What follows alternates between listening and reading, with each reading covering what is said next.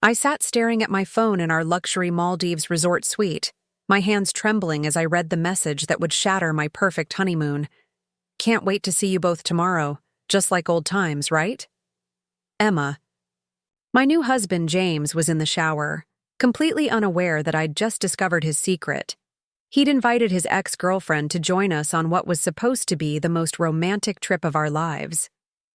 The morning had started so perfectly. I'd woken up to the sound of gentle waves lapping against the stilts of our overwater bungalow, watching the sunrise paint the Indian Ocean in shades of pink and gold. It was our third day in paradise, and everything had been exactly what I'd dreamed of since James proposed 8 months ago. I'm a wedding photographer by profession, Sarah Mitchell, well, Sarah Collins now, and I've seen hundreds of honeymoons. Begin.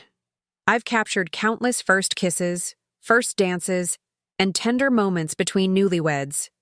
But nothing could have prepared me for how quickly my own honeymoon would unravel. James and I had chosen the Maldives because it represented everything we thought we were as a couple. Exclusive, romantic, and far from the chaos of our busy lives in Seattle. The Crystal Waters Resort was a sanctuary of luxury, with private villas perched over turquoise lagoons and personal butlers catering to every whim. It had cost us a fortune. Well, mostly James's fortune, if I'm being honest. As a successful tech entrepreneur, he could afford things I'd only dreamed of before we met. That morning, we'd planned to go scuba diving. I was in our bedroom, preparing our gear while James took his morning shower when his phone buzzed on the bedside table. I normally wouldn't look, but the screen lit up with a name that made my blood run cold. Emma. I knew that name. Everyone who knew James knew that name. Emma Shaw, his girlfriend of 6 years before me, the one who'd broken his heart when she chose her career over their relationship 2 years ago. The preview message was visible on the screen. Just landed in mail, hotel arranged the CPL. My fingers moved before my brain could stop them. One swipe, one tap, and I was reading through their entire conversation thread. With each message, I felt my world tilting further off its axis. They'd been planning this for weeks. Emma was coming to our resort, tomorrow, at James's invitation. He'd arranged everything, her villa, her flights, even a private dinner for the 3 of us tomorrow night. The messages were friendly, casual even, as if this were the most natural thing in the world. It'll be great to catch up. Remember our trip to Bali? Sarah will love you once she gets to know you. That last message made me feel physically ill. I hadn't even known Emma was in the picture, let alone about to become part of our honeymoon. I heard the shower stop, and panic seized my chest.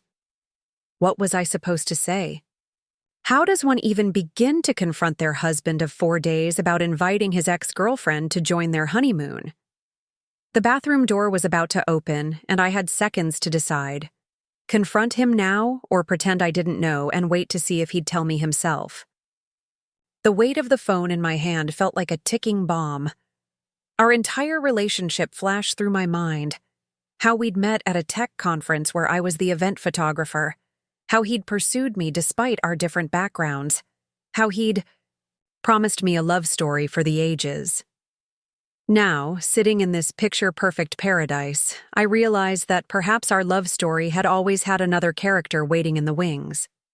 The bathroom door opened, releasing a cloud of steam and the scent of James's expensive body wash. He stepped out, a towel wrapped around his waist, water droplets still clinging to his shoulders. His dark hair was tousled, and he wore that crooked smile that had made me fall in love with him. For a moment, looking at him, I almost convinced myself I'd imagined everything. "Ready for diving, babe?" he asked, reaching for his watch on the dresser.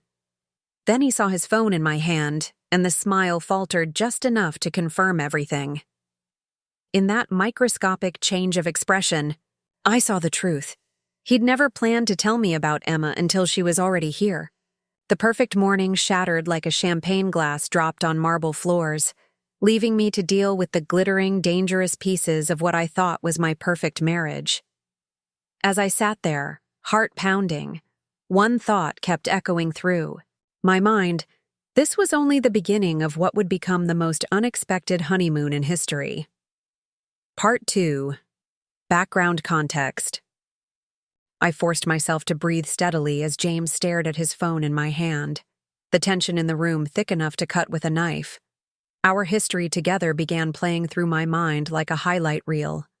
But now every memory seemed to have a question mark attached to it. We'd met 18 months ago at the Tech Vision conference in San Francisco. I was hired to photograph the event, darting between panels and networking sessions, capturing moments that would later appear in tech magazines and company portfolios. James was one of the keynote speakers, presenting his startup's revolutionary AI security software. He commanded the stage with a confidence that drew everyone's attention, including mine. What I didn't know then was that he'd just ended things with Emma 3 months prior. She'd taken a position as head of development at a major tech company in Singapore, choosing her career over their relationship. I learned this later, through bits and pieces of information shared during late-night conversations. But James always changed the subject quickly when Emma came up. Our romance had been a whirlwind. After the conference, James hired me to do promotional photos for his company, Secure Sphere. During the photo shoot, he asked me to dinner. One dinner turned into weekly dates, which evolved into him showing up at my small photography studio with coffee and pastries in the mornings. He seemed to love that I was different from his usual circle, more creative, less corporate. At least, that's what I thought. "Sarah?" James's voice cut through my memories, bringing me back to our honeymoon suite. "I can explain everything." He moved to sit beside me on the bed, still in his towel, water dripping onto the expensive sheets. "Can you?" My voice came out steadier than I felt. "Can you explain why your ex-girlfriend is about to join us on our honeymoon?" He ran his fingers through his wet hair, a nervous gesture I'd always found endearing before. Now it just made me wonder how many times he'd done that while texting Emma behind my back. "Emma and we've maintained a friendship. She's been instrumental in some of Secure Sphere's biggest contracts in Asia." The revelation hit me like a physical blow. All those late-night video calls he'd said were with his Singapore office. Had they been with her? The business trips to Asia that always seemed to run longer than scheduled. Had he been visiting her? "A friendship," I repeated, the word tasting bitter in my mouth. "A friendship so close that you invited her to our honeymoon without telling." "Me?" "I was going to tell you," he protested, reaching for my hand. I pulled away, standing up to create some distance between us. I wanted to wait for the right moment. Emma's company is interested in a major partnership with Secure Sphere. This meeting could change everything for us. "Us?" I laughed, but there was no humor in it. "Which us are you referring to, James? You and me, or you and Emma?" His face hardened slightly, and I saw a flash of the businessman who'd built a tech empire from nothing. "That's not fair, Sarah. This is about business. Emma's company could triple our market share in Asia. This isn't personal." "Not personal?" I gestured around our luxury villa, my voice rising.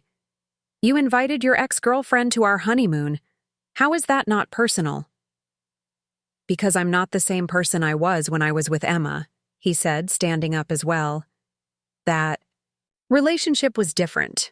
We were the same type of person, driven, ambitious, focused on success. But I chose you, Sarah. I married you." His words should have been reassuring, but instead, they made something cold settle in my stomach. "So I'm what? The opposite of Emma? The artistic free spirit you married to prove you're not just another tech CEO?" "That's not what I meant," James said quickly, but I could see in his eyes that I'd hit closer to the truth than he wanted to admit. "Look, this is a chance to combine both parts of my life. Emma's visit could secure Secure Sphere's future, and you'll see there's nothing to worry about. The three of us could even become friends." I walked to the villa's floor-to-ceiling windows, looking out at the perfect turquoise lagoon below. When James proposed, he'd told me I was everything he'd never known he needed, someone who saw the beauty in life, who helped him step away from the corporate world and remember to breathe. Now I wondered if I'd been naive to believe that was enough. "When does she arrive?" I asked, not turning around. "Her seaplane lands at 10 a.m. tomorrow," James replied, and I could hear the relief in his voice that I was asking practical questions, instead of arguing. "I've arranged for her to stay in Villa 23 on the other side of the resort. We'll have dinner together tomorrow night at Azure, the overwater restaurant." Everything had already been planned, every detail arranged without my knowledge or input. As I stood there, watching a school of colorful fish swim beneath our villa, I made a decision. I wouldn't cry, wouldn't scream, wouldn't let this revelation destroy me. Instead, I would face this situation head-on, with my eyes wide open. "All right," I said, turning back to face my new husband. "Tomorrow it is." The smile that spread across his face made my heart ache. He had no idea that I was already formulating a plan, one that would either save our marriage or end it completely. Part 3. Physical setting. Introduction. The rest. Of the day passed in a blur of forced smiles and careful conversation. We canceled our diving plans, both claiming we weren't feeling up to it. Instead, we spent the afternoon separately, James on his laptop in the villa's living room, supposedly working, and me walking along the resort's winding wooden pathways over the crystal-clear water. The Crystal Waters Resort was a masterpiece of luxury hospitality, spread across a tiny private island in the Maldives' South Malay Atoll. 70 overwater villas formed a pattern like a giant starfish from above, each one a perfect sanctuary of privacy and opulence. Under different circumstances, I would have been photographing every detail, capturing the way the afternoon light played on the water, the elegant architecture of the thatched roof villas, the endless horizon where turquoise sea met azure sky. As I walked, I began to notice details I'd overlooked in our first 2 days of honeymoon bliss. Villa 23, where Emma would be staying, was positioned with a perfect view of our own villa. The Azure restaurant, where we'd be having dinner tomorrow night, was the resort's most exclusive dining venue. Only 6 tables, each separated by flowing white curtains for privacy, suspended over the lagoon on stilts. James had clearly put thought into every aspect of Emma's visit. I found myself at the resort's main bar, an architectural marvel that seemed to float between sea and sky. The bartender, a friendly Maldivian man named Karim, smiled as I approached. "Mrs. Collins, what can I get for you?" The name still felt new, foreign. Mrs. Collins, James's wife. The thought left a bitter taste in my mouth. "Something strong," I replied, sliding onto one of the carved wooden bar stools. "Surprise me." As Karim worked his magic with various bottles and fresh tropical fruits, I noticed a woman sitting at the far end of the bar. She was probably in her 50s, elegant in a way that spoke of old money, with silver-streaked dark hair and penetrating, green eyes. She caught me looking and raised her glass in acknowledgement. "Honeymoon not going as planned?" she asked, her British accent crisp and refined. I hesitated, but something in her knowing smile made me move to the seat next to her. "Is it that obvious?" "My dear, I've been coming to this resort for 15 years. I know the look of paradise lost when I see it." She extended her hand. "Victoria Blackwood." "Sarah Collins," I replied, accepting both her handshake and the complex-looking cocktail Karim placed in front of me. "Ah, newlywed," Victoria nodded. "Villa 17, correct? The Sunset Deluxe Overwater Suite?" I raised an eyebrow, impressed. "How did you know?" "I'm on the resort's board of directors," she explained, sipping her martini. "We like to keep track of our honeymoon guests, special attention to detail and all that." She paused, studying me with those sharp eyes. "Though I must say, we're a bit confused about the last-minute booking for Villa 23. Most unusual to have changes to honeymoon arrangements after check-in. My heart skipped a beat. Of course, as a board member, Victoria would have access to all the resort's booking information. I took a long drink from my cocktail, the blend of tropical flavors and premium rum burning pleasantly.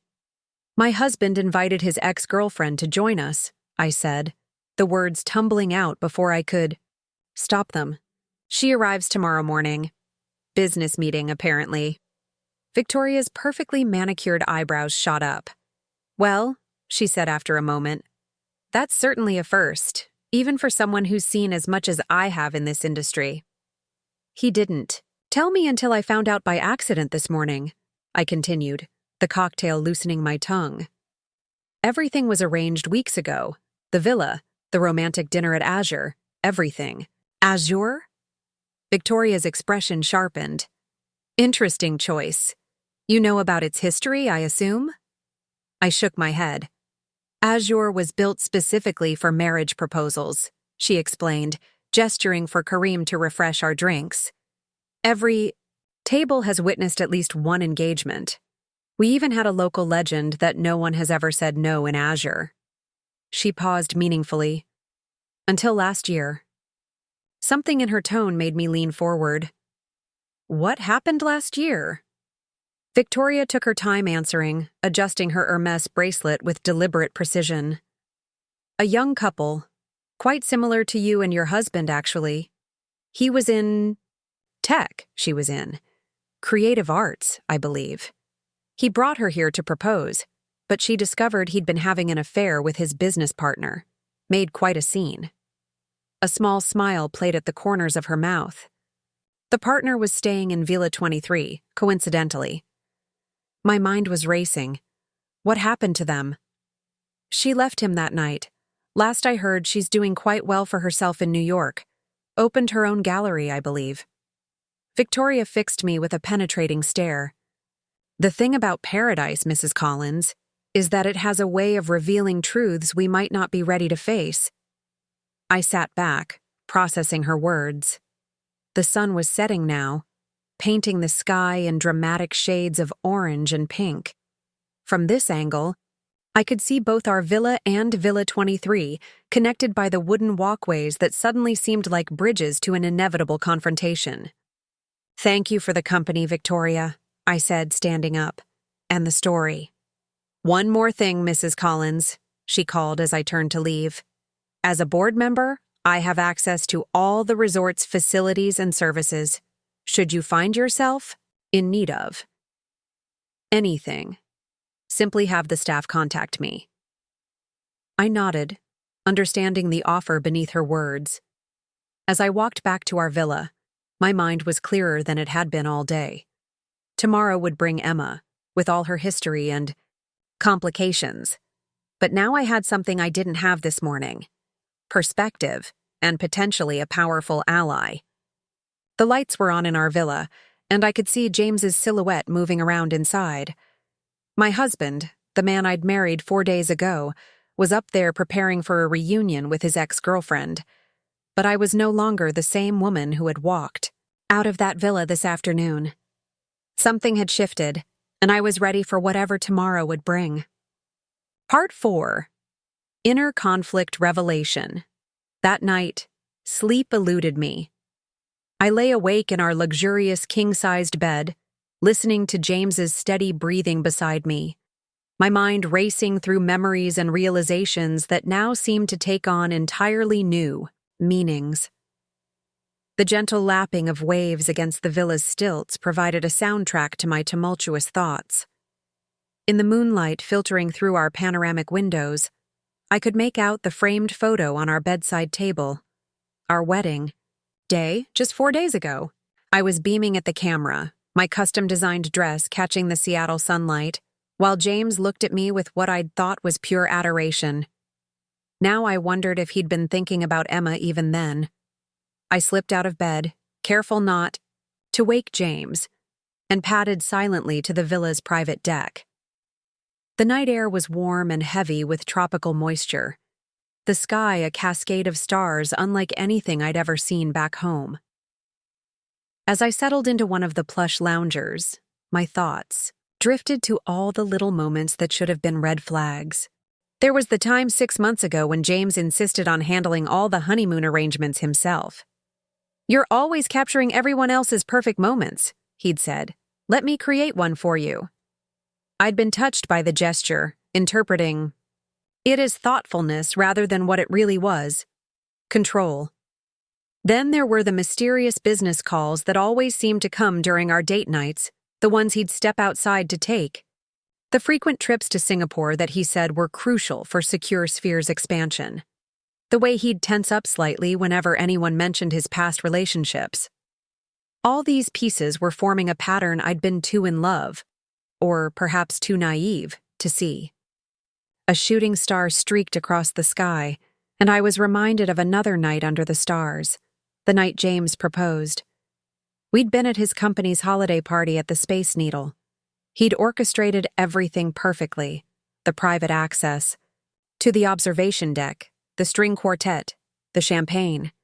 It was like a scene from a romance movie, and I'd been swept away by the grandeur of it all. But now, sitting in the Maldivian night, I remembered something else about that evening. Just before he proposed, James had received a text.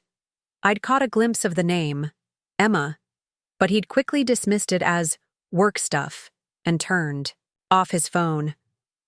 Had she known he was proposing that night? Had they been in contact this entire time? My hand went to my neck, where I wore a delicate silver camera pendant, a wedding gift from my grandmother. She'd pulled me aside at the reception, her aged hands clasping mine. "Remember who you are, Sarah," she'd said. "Marriage shouldn't mean losing yourself." At the time, I'd smiled and hugged her, thinking she was just being overprotective. But now her words resonated differently. Who was I in this marriage? The artistic free spirit James claimed to love?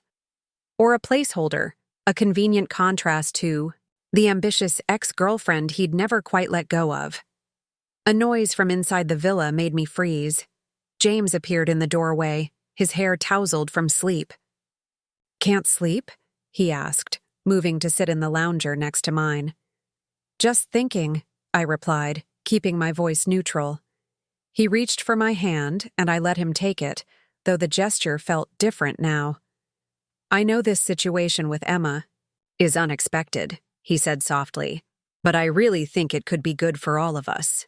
She's different now, more settled, and you two have a lot in common." I almost laughed at the absurdity of his statement. What could Emma and I possibly have in common, James? He squeezed my hand. "You're both passionate about your work. You both see the world in unique ways, and—" He hesitated. "You both mean a lot to me." The words hung in the warm night air like a physical presence. I pulled my hand away, standing up to lean against the deck railing. Below, bioluminescent plankton created swirling patterns in the dark water, beautiful and mysterious. "When did you last see her?" I asked, not turning around. The silence that followed was answer enough, but James eventually spoke. 2 months, ago, in Singapore. It was strictly business, finalizing the preliminary partnership agreement. 2 months ago, while we were in the middle of wedding planning. While I was choosing flowers and tasting cakes, my fiancé had been meeting his ex-girlfriend on the other side of the world. "Did you tell her you were getting married?" "Of course," he said quickly. Too quickly. "She was happy for us. That's part of why she's here, to show there are no hard feelings, no unresolved issues." I turned to face him then, illuminated by starlight and the soft glow from our villa. "And what if there are unresolved issues?" James stood up, moving to join me at the railing. "Sarah, I married you. I chose you. Emma is my past, an important part of my past, yes, but still the past. You're my future." The sincerity in his voice almost made me believe him. Almost. But I couldn't shake the feeling that tomorrow would reveal truths that neither of us was ready to face. As we stood there in silence, watching the stars reflect on the endless ocean, I made a promise to myself. Whatever happened when Emma arrived, I would face it with dignity and strength. I would remember who I was. Not just James Collins' wife, but Sarah Mitchell, the photographer who had built her own successful business. From scratch, who had always seen beauty in unexpected places. The night stretched on, and eventually we returned to bed. But as I lay there, listening to James fall back asleep, I couldn't help but wonder, in less than 12 hours, would I be grateful for this moment of calm before the storm? Or I wish I'd packed my bags and left while I had the chance. Part 5. External Pressure Building. The morning arrived with a perfect Maldivian sunrise that felt like a mockery of my emotional state. I'd barely slept, but had already been up for an hour, methodically applying makeup at the villa's elegant vanity. If I was going to face my husband's ex-girlfriend, I was going to look flawless doing it. James was on our private deck, pacing while he took yet another urgent business call. Through the floor-to-ceiling windows, I could see him gesturing, animatedly, his expensive watch catching the morning light. I didn't need to guess who was on the other end of that call. A gentle knock at our villa's door made my heart stop for a moment, but it was just our butler, Raj, with breakfast. "Good morning, Mrs. Collins," he said, wheeling in a cart laden with fresh tropical fruits, pastries, and coffee. "Will you be dining on the deck this morning?" "Inside is fine," I replied, watching as he efficiently set up our breakfast at the dining table. "Raj, what time do the seaplanes usually arrive from mail?" "The first seaplane lands at 10 a.m. Sharp, Mrs. Collins," he answered, his professional demeanor perfectly masking any curiosity he might have felt about the question. "Would you like me to notify you when it arrives?" I shook my head, forcing a smile. "No need, thank you." As Raj left, James came back inside, slipping his phone into the pocket of his linen shorts. "That was the Singapore office," he said, not quite meeting my eyes. "Everything's on track for the partnership discussion. Is that what we're calling it now?" I couldn't keep the edge out of my voice. "A partnership discussion?" James sighed, running his fingers through his hair. "Sarah, please, can we just have a nice breakfast? Emma's flight lands in 2 hours, and I'd really like us to be in a good place before she arrives." I sat down at the table, picking up a piece of mango with my fork. "And what exactly does a good place look like to you, James? Should I be excited about having your ex-girlfriend join our honeymoon? Should I help you plan more romantic dinners at Azure?" "It's not like that," he protested, taking the seat across from me. "Azure is it's the best restaurant here. I wanted to make sure Emma's experience was special," I supplied, arching an eyebrow. Before he could respond, his phone buzzed again. This time, I clearly saw Emma's name on the screen. James grabbed the phone quickly, but not before. I caught a glimpse of her message. "Can't wait to see you. Wearing that blue dress you always loved." The piece of mango turned to ash in my mouth. I pushed my plate away and stood up. "I'm going for a walk." "Sarah, wait," James called after me, but I was already out the door. I walked blindly along the resort's wooden pathways, my sandals clicking against the weathered boards.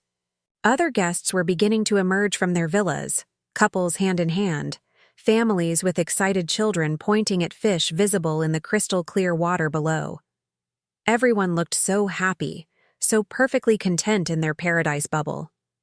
My feet carried me to the resort's main pool area, an infinity-edge masterpiece that seemed to merge with the ocean horizon. The pool bar was just opening, and I recognized Kareem setting up for the day. "Mrs. Collins," he greeted me warmly. "You're up early? Perhaps some fresh coconut water to start the day?" "Something stronger," I replied, sliding onto a bar stool. "It's not yet 9 a.m., a familiar British voice said behind me. Victoria Blackwood appeared, impeccable in a designer cover-up and oversized sunglasses. "But given the circumstances, I think we can make an exception." She turned to Kareem. 2 mimosas, please, and make them heavy on the champagne. As Kareem prepared our drinks, Victoria studied me over the rim of her sunglasses. You look like you've had quite the night. Couldn't sleep, I admitted, kept thinking about everything. About James and Emma's business partnership. Victoria nodded thoughtfully. You know, in 15 years on this resort's board, I've seen every kind of relationship drama imaginable. But there's one thing I've learned. In paradise, secrets don't stay secret for long. The seaplane lands in less than 2 hours, I said, accepting the mimosa Kareem placed in front of me. And apparently, Emma's wearing the blue dress he always loved. Victoria's eyebrows shot up. Did he tell you that? No, I saw her message on his phone.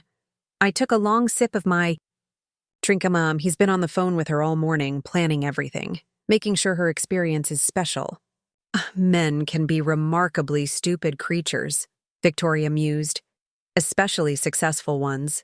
They become so accustomed to controlling every aspect of their lives that they forget some things can't be orchestrated. She was right, I realized. James had orchestrated everything. Our meeting at the tech conference, our whirlwind romance, the perfect proposal, this luxury honeymoon. And now he was trying to orchestrate this bizarre reunion with his ex-girlfriend. What am I supposed to do?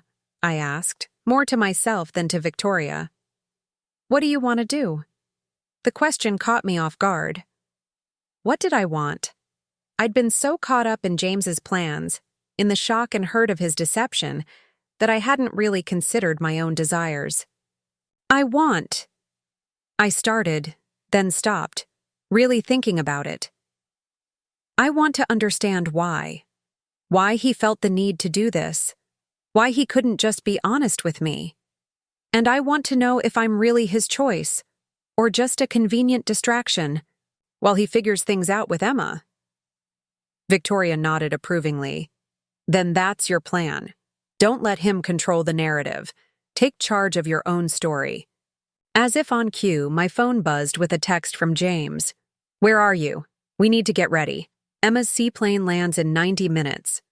I stared at the message, feeling something shift inside me. Victoria was right. It was time to take control of my own story. I looked up at her, a new determination in my voice.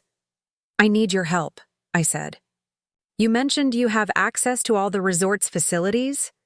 A slow smile spread across Victoria's face. What did you have in mind? Part 6. First Confrontation. Victoria's influence at the resort proved immediate and comprehensive. Within minutes of sharing my plan with her, she had mobilized the staff with a series of discreet phone calls. I rushed back to our villa, my mind racing with preparation for what was to come. James was waiting anxiously when I returned, his hair freshly styled and wearing a crisp light blue linen shirt that I suddenly realized would perfectly complement Emma's dress. Where have you been? We need to head to the welcome pavilion soon. I needed to clear my head, I replied, moving past him to our bedroom. Give me 15 minutes to get ready. As I changed into a white sundress, one James had never seen before, purchased secretly yesterday from the resort's boutique, I could hear him pacing in the living room, his footsteps betraying his nervous energy. My hands were steady as I applied a final touch of lipstick, checked my reflection one last time. The woman in the mirror looked calm, collected, powerful even. Victoria had been right. It was time to take control of the narrative. Sarah? James called from outside the door. The seaplane's approaching. We should go. I emerged from the bedroom to find him standing by the villa's entrance, checking his watch compulsively. He looked up as I approached, his eyes widening slightly at my appearance. You look different. Different good? I asked, my voice deliberately light.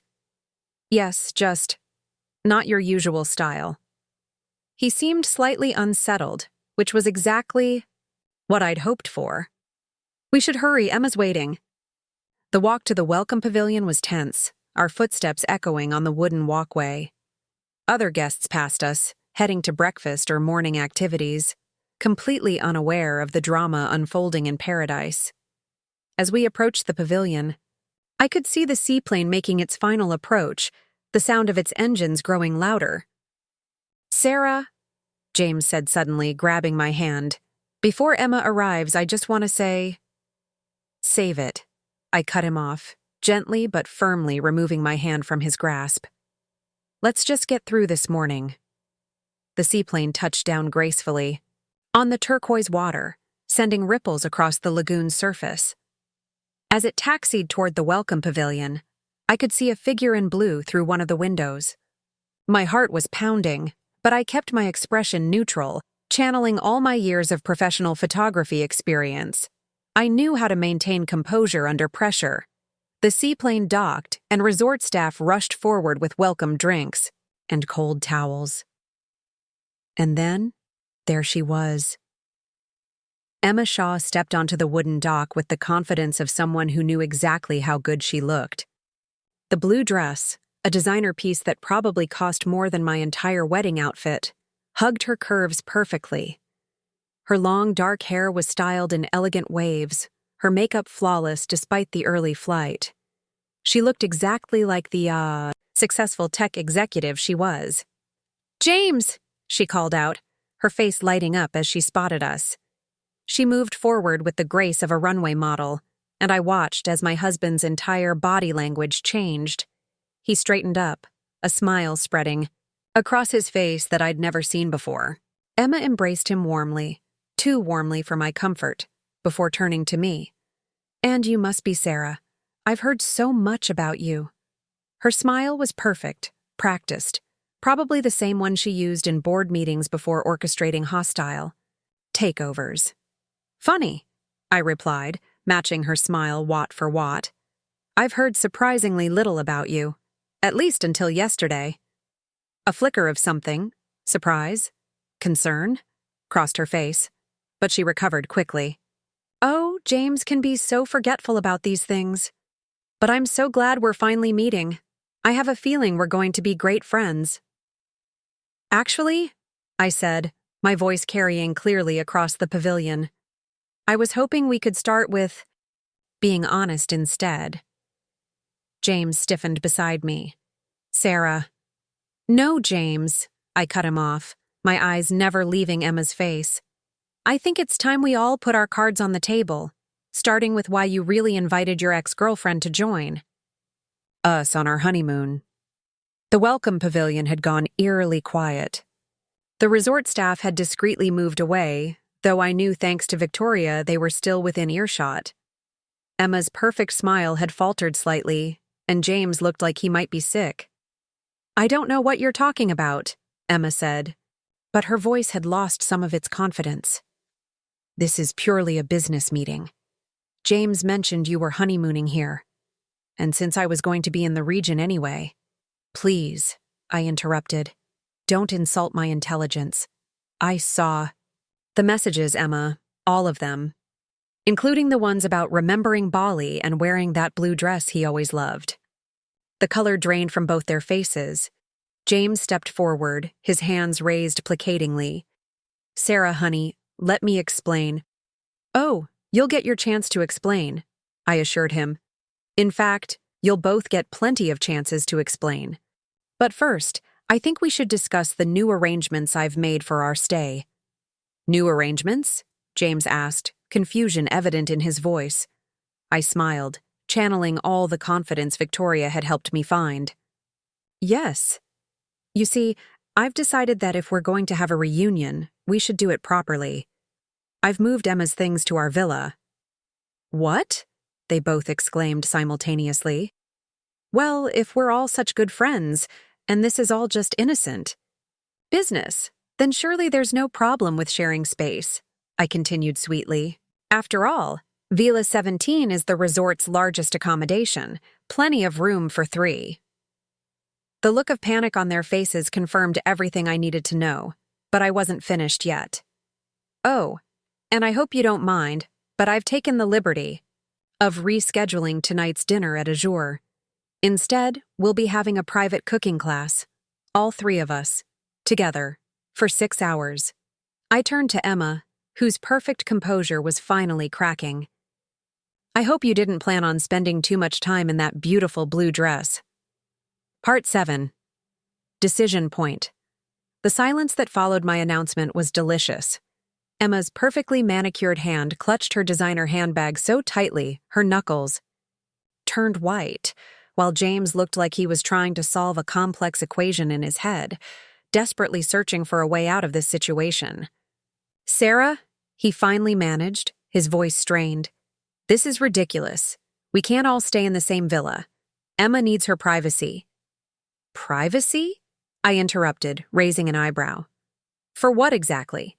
I thought this was just an innocent business meeting between old friends. What could possibly happen that would require privacy?" Emma cleared her throat, attempting to regain her composure. "Perhaps we should all take a moment to calm down. Obviously, there's been some misunderstanding."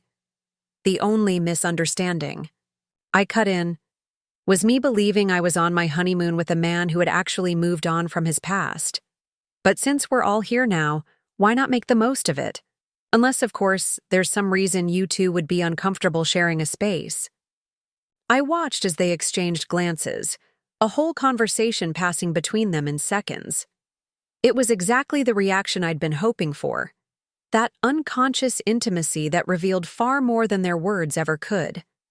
A resort staff member approached right on cue. Victoria's timing was impeccable. "Miss Shaw, we've already transferred your luggage to Villa 17. Would you like to proceed there now?" Emma's perfect facade cracked further. That won't be necessary. I think there's been a mistake. I'll keep my original villa." "I'm afraid that's not possible," I replied smoothly. "Villa 23 is currently being renovated. A terrible plumbing issue came up quite suddenly. Isn't that right?" I directed this to the staff member, who nodded professionally. "Yes, madam. The entire water system needs to be replaced. It could take days." James ran his fingers through his hair, a gesture I now recognized as his tell for when he was losing control of a situation. "This is absurd. I'll call the resort manager." "Oh, you mean Victoria Blackwood?" I smiled. We had quite an interesting chat this morning. She's fully aware of the situation and has approved all the changes personally. The mention of Victoria's name had an immediate effect. Both James and Emma knew enough about the business world to recognize that name. The Blackwoods were legendary in luxury hospitality circles. "Now," I continued, "shall we head to the villa? I've arranged for breakfast to be served on the deck. We have so much to catch up on." As we walked along the wooden pathways to Villa 17, I could feel the tension radiating from both of them. Other guests we passed smiled and nodded, completely unaware of the drama unfolding in paradise. The morning sun was getting stronger, and I noticed Emma already looking uncomfortable in her carefully chosen dress.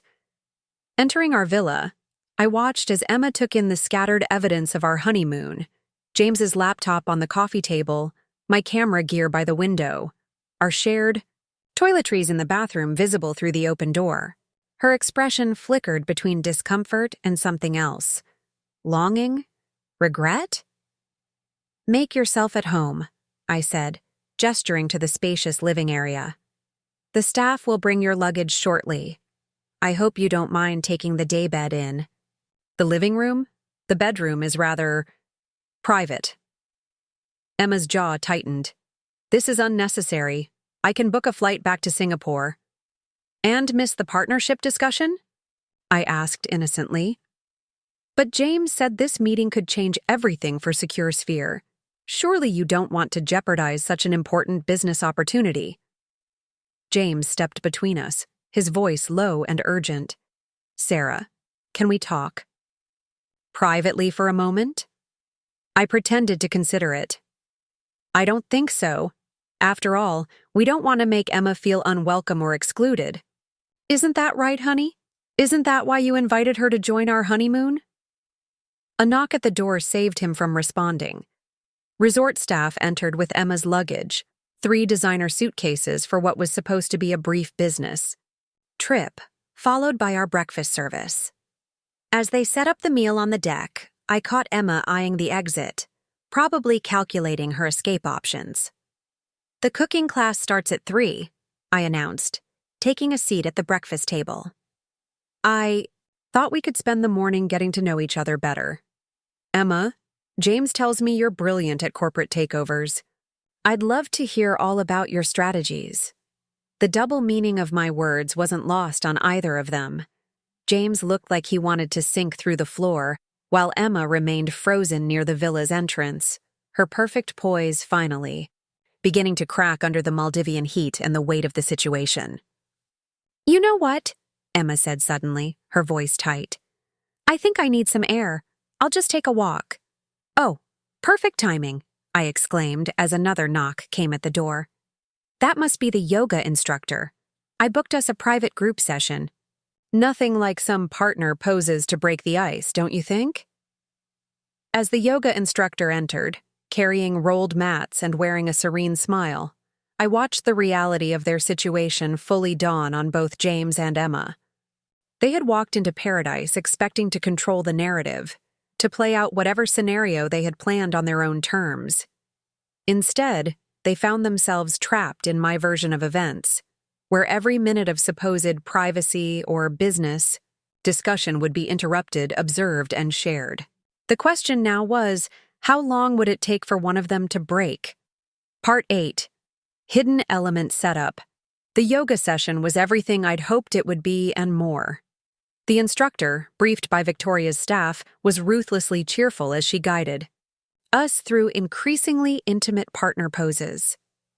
I watched with carefully concealed satisfaction as Emma struggled to maintain her dignity in her designer dress, while James sweated through his expensive linen shirt. "And now," the instructor announced brightly, "let's move into triple warrior pose. Emma, you'll need to support Sarah's back while James maintains eye contact with both of you." "This is ridiculous," Emma finally snapped, stepping away from the yoga mat.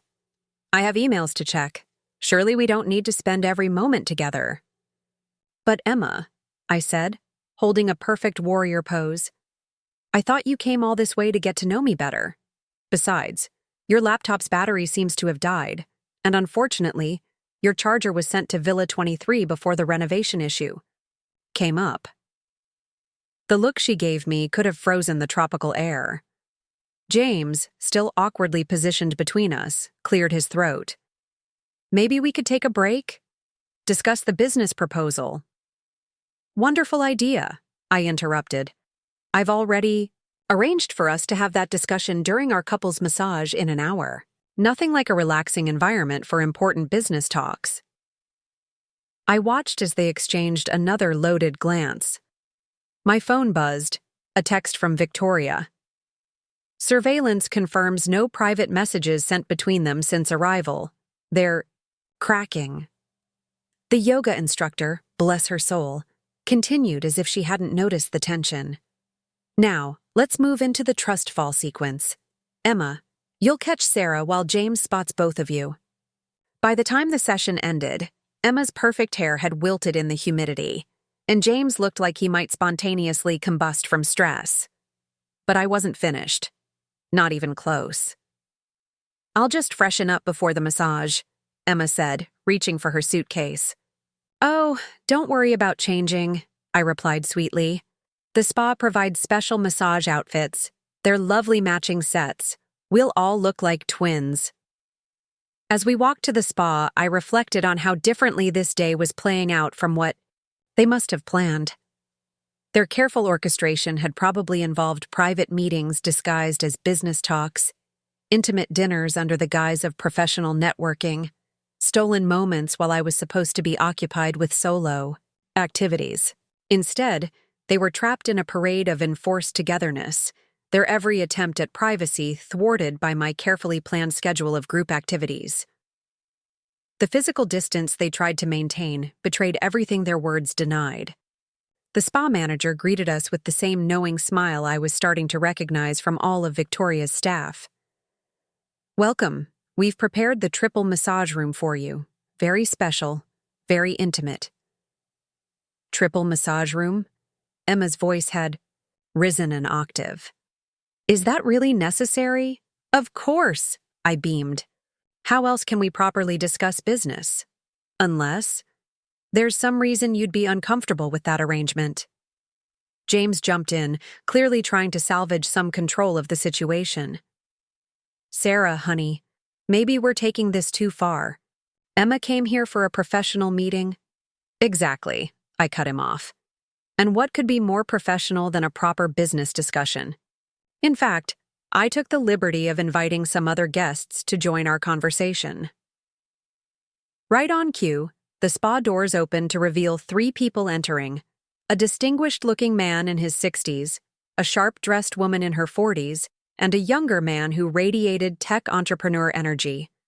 Emma James, I'd like you to meet Mr. Chen from Singapore's largest tech investment firm, Ms. Rodriguez from the Silicon Valley Journal, and Mr. Patel, whose startup just revolutionized the cybersecurity industry. I smiled at their shocked faces. Victoria mentioned they were all staying at the resort, and when I told them about Secure Sphere's potential partnership announcement, they were fascinated. The color drained from both their faces. This was no longer just an uncomfortable situation. It was now a potential PR nightmare. Any private conversation they'd hoped to have would have to happen under the watchful eyes of a major investor, a tech journalist, and an industry competitor. Emma stammered, her corporate polish finally cracking completely. The partnership details aren't finalized. Oh, don't be modest, I encouraged. James has been telling me all about your plans. In fact, why don't we all discuss it during our group massage? I'm sure Mr. Chen would love to hear about the projected market impact. James grabbed my arm, finally breaking character. Sarah, please, he whispered urgently. You don't understand what you're doing. I turned to him, keeping my voice low, but firm. No, James, I understand perfectly. The question is, do you? The spa manager clapped her hands cheerfully. Shall we begin? We have the aromatic oils ready, and the massage tables are arranged in a perfect triangle for optimal conversation. As we were led into the massage room, I caught Emma typing frantically on her phone, probably trying to book the next flight. Out. But thanks to Victoria's influence, all outbound seaplanes were mysteriously fully booked for the next 48 hours. The day was only half over, and already their perfectly planned reunion was in shambles. But I wasn't done yet. The cooking class was still to come, followed by an evening of karaoke that I'd arranged with some very interested resort guests. Sometimes the best way to expose a lie was to shine the brightest possible light on it, or in this case, to force it to sing ABBA songs in front of an audience. Part 9, Alley Introduction. The group massage turned out to be even more effective than I'd anticipated. Between Mr. Chen's detailed questions about market projections, Ms. Rodriguez's probing inquiries about the partnership structure, and Mr. Patel's enthusiastic suggestions for potential tech synergies, neither James nor Emma could find a moment for private conversation. So, Emma, Ms. Rodriguez asked as we lay side by side on the massage tables, would you say this partnership was planned before or after James's wedding? The timing seems interesting. I had to admire Emma's attempt at maintaining professionalism while a masseuse worked on her shoulders. The preliminary discussions began. Recently. Nothing was concrete until you decided to join their honeymoon for the final negotiations, Mr. Patel interjected innocently. That's dedication. Most people would wait until after the newlyweds returned. James tried to sit up, only to be gently pushed back down by his masseur. This meeting was simply a convenient coincidence. Speaking of coincidences, I added cheerfully, Emma, isn't that the same dress you wore in the photos from the tech conference in Bali last year? The ones on your company's social media? The room fell silent except for the soft spa music. I didn't need to look to know that both James and Emma had tensed up. The Bali conference, where James had supposedly been securing investors while I was busy with a destination wedding photo shoot. I don't recall, Emma managed, but her voice had lost its professional edge. After the massage, as our group made its way to lunch, another carefully orchestrated affair in the resort's main restaurant, Victoria appeared as if by magic, intercepting me with perfect timing. "Mrs. Collins," she said smoothly, "might I borrow you for a moment? There's something you should see."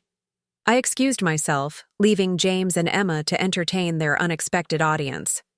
Victoria led me to her private office in the resort's administrative building, a gorgeous space with panoramic views of the lagoon. "Well," she said, settling behind her desk, "your plan seems to be working beautifully. They haven't had a single moment alone, and according to my staff, they're both showing signs of cracking." I sank into one of her plush visitor chairs. "I couldn't have done this without you, Victoria." She waved away my thanks. "My dear, you have no idea how long I've waited to see someone stand up to this sort of behavior." "But—" She paused, pulling out a tablet. "There's something else you should know." She turned the tablet toward me. On the screen was an email. Chain, resort correspondence from 6 months ago. My hands shook as I read it. "They tried to book this trip back then?" I whispered. Victoria nodded grimly. "James attempted to reserve both Villa 17 and Villa 23 for this exact week. When he found out the dates were blocked for a honeymoon booking, your honeymoon booking, he actually tried to have it moved.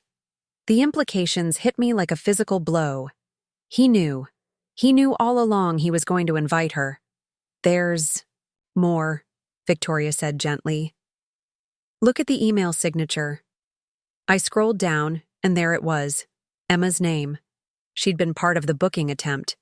They'd been planning this together, long before James and I said our vows.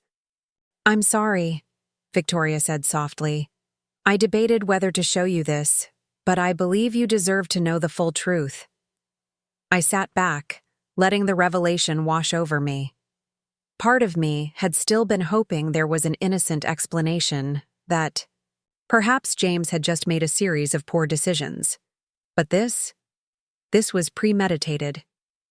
"Thank you," I said finally, my voice steady despite the storm of emotions inside. "This actually makes everything easier." Victoria raised an elegant eyebrow. "Oh? Yes," I replied, standing up. "Because now I know exactly what to do next." A slow smile spread across Victoria's face. "I was hoping you'd say that. As it happens, I've had my staff make some additional arrangements. Are you familiar with the resort's sunset cruise? The romantic dinner cruise for couples?" "Precisely. Tonight's cruise is fully booked, except for 3 seats at the captain's table. The other guests include a divorce lawyer from New York, a therapist specializing in relationship trauma, and—" She paused for effect. "The CEO of Emma's company's biggest rival." I couldn't help but laugh. "Victoria, you're absolutely diabolical. My dear, in the hospitality industry, we prefer the term detail-oriented." She stood, coming around her desk. "Now, shall we discuss the rest of your evening's entertainment? I believe you mentioned something about karaoke." As we plotted the next phase of my plan, I felt a strange sense of calm. The hurt was still there, but it was overshadowed by something else, a sense of power I'd never experienced before. James and Emma had planned their little reunion down to the last detail, but they'd underestimated one crucial factor. They weren't the only ones who could play this game. "One last thing," Victoria said as I turned to leave. "The cooking class instructor has been briefed. Hope they both enjoy extra spicy dishes." I smiled, checking my watch. It was time to rejoin my husband and his ex-girlfriend for an afternoon of culinary chaos. The truth was simmering, and soon it would boil over. Part 10. Secret Development. The cooking class was set up in an open-air pavilion overlooking the lagoon. When I arrived, James and Emma were already there, looking uncomfortable in the matching aprons the resort had provided. Their business entourage from the spa had mysteriously disappeared, though I knew Victoria had arranged an exclusive wine tasting to keep them occupied until the sunset cruise. Perfect timing. Chef Marco, our instructor, clapped his hands enthusiastically. We're making Maldivian curry today. Very spicy, very intimate. He winked at me, and I silently thanked Victoria for her excellent staffing choices. First, he announced, we must arrange our cooking stations. Partners must stand very close. Cooking is about connection. He began positioning us, ensuring that all three of us were practically shoulder to shoulder at the single cooking station. Is this really necessary? Emma asked, trying to maintain some distance. Perhaps we could use separate stations. Impossible, Chef Marco declared. True Maldivian cooking requires harmony, togetherness. Now, everyone grab your chilies. We start with 20. No, 30 for extra spice. As we began chopping ingredients, I decided it was time to stir the pot, so to speak. You know, this reminds me of that cooking class in Bali. The photos looked amazing. James nearly sliced his finger. What photos? Oh, from the tech conference last year. Emma posted them on her company's social media. You know, the ones where she's wearing that same blue dress. Such a coincidence that you were both there at the same time, James, especially since you told me you were meeting investors in Singapore that week. The only sound was the rhythmic chopping of chilies and Emma's slightly panicked breathing.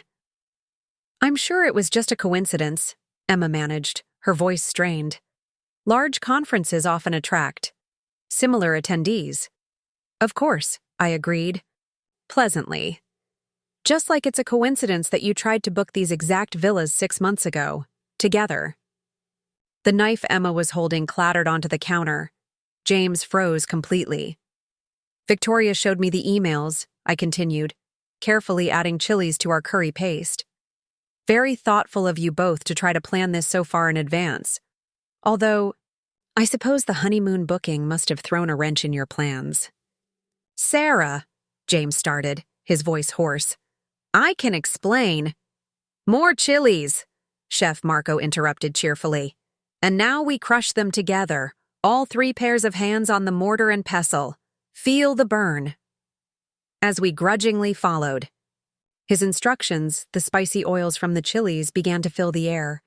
Emma's eyes were watering, though whether from the chilies or the situation was hard to tell. You know what else is interesting?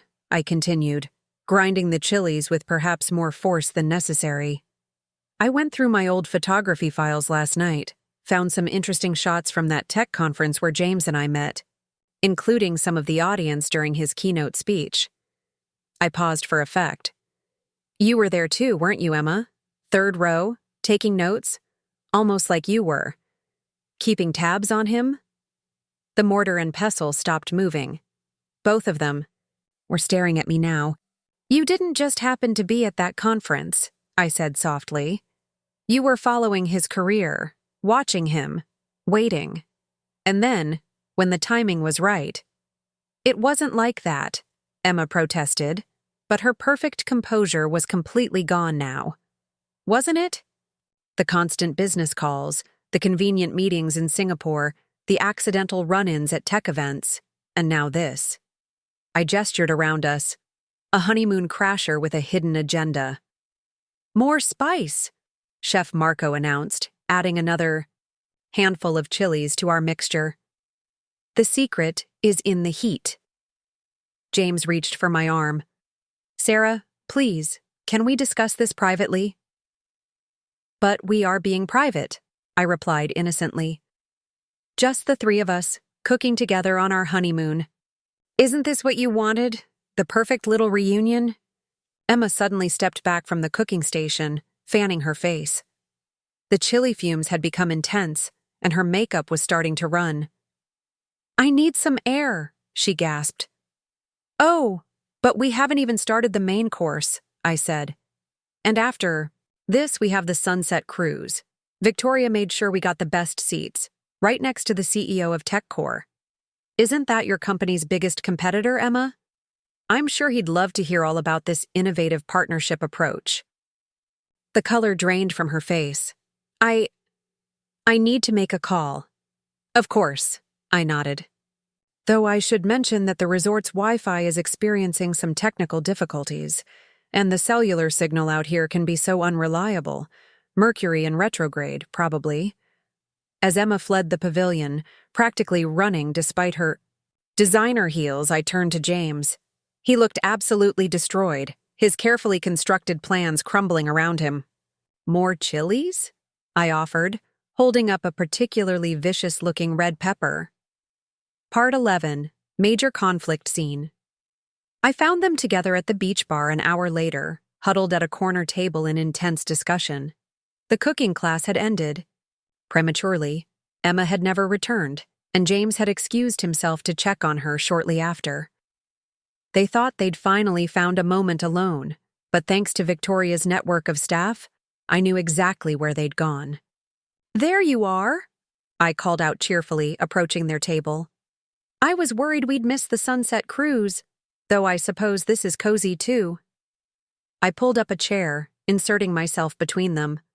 "What are we discussing?" James looked exhausted, his expensive shirt wrinkled and stained with curry spices. Emma's perfect appearance had completely deteriorated. Her makeup was smeared, her hair frizzy from the humidity, and her designer dress was spattered with cooking oil. "Sarah," James said, his voice low and urgent, "this has gone far enough. We need to talk. Actually talk." "Oh, I agree completely," I replied, signaling the bartender. "In fact, I think it's time we all had a very honest conversation." I turned to Emma. "Let's start with Bali, shall we? Or should we begin with the conference where James and I met, the one you were monitoring him at?" Emma's hand tightened around her glass. "You don't understand. It wasn't what?" I interrupted. "Wasn't planned, wasn't deliberate, because the email trail suggests otherwise. 6 months of coordinated bookings, secret meetings, orchestrated business trips, all leading to this moment." "Those emails were about business," James protested weakly. I laughed, the sound sharp and humorless. "Really? Is that why you tried to reschedule our honeymoon? To accommodate a business meeting?"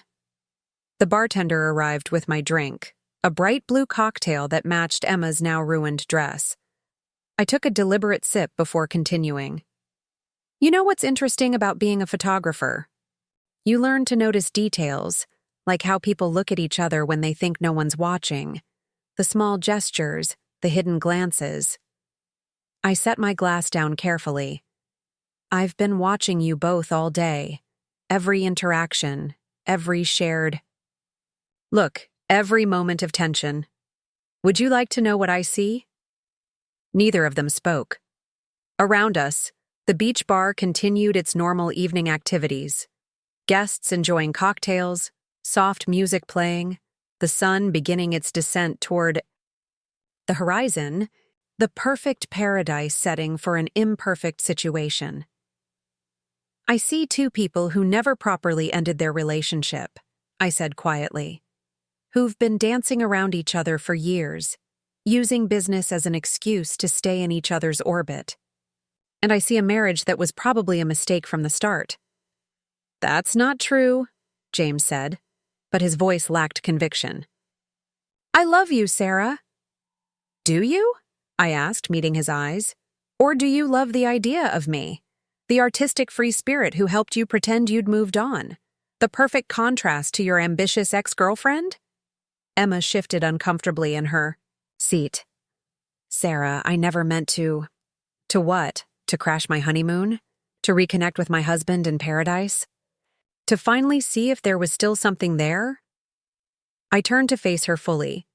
"Tell me, Emma, when exactly did you realize you'd made a mistake choosing your career over James? Was it when you saw him at that conference with me?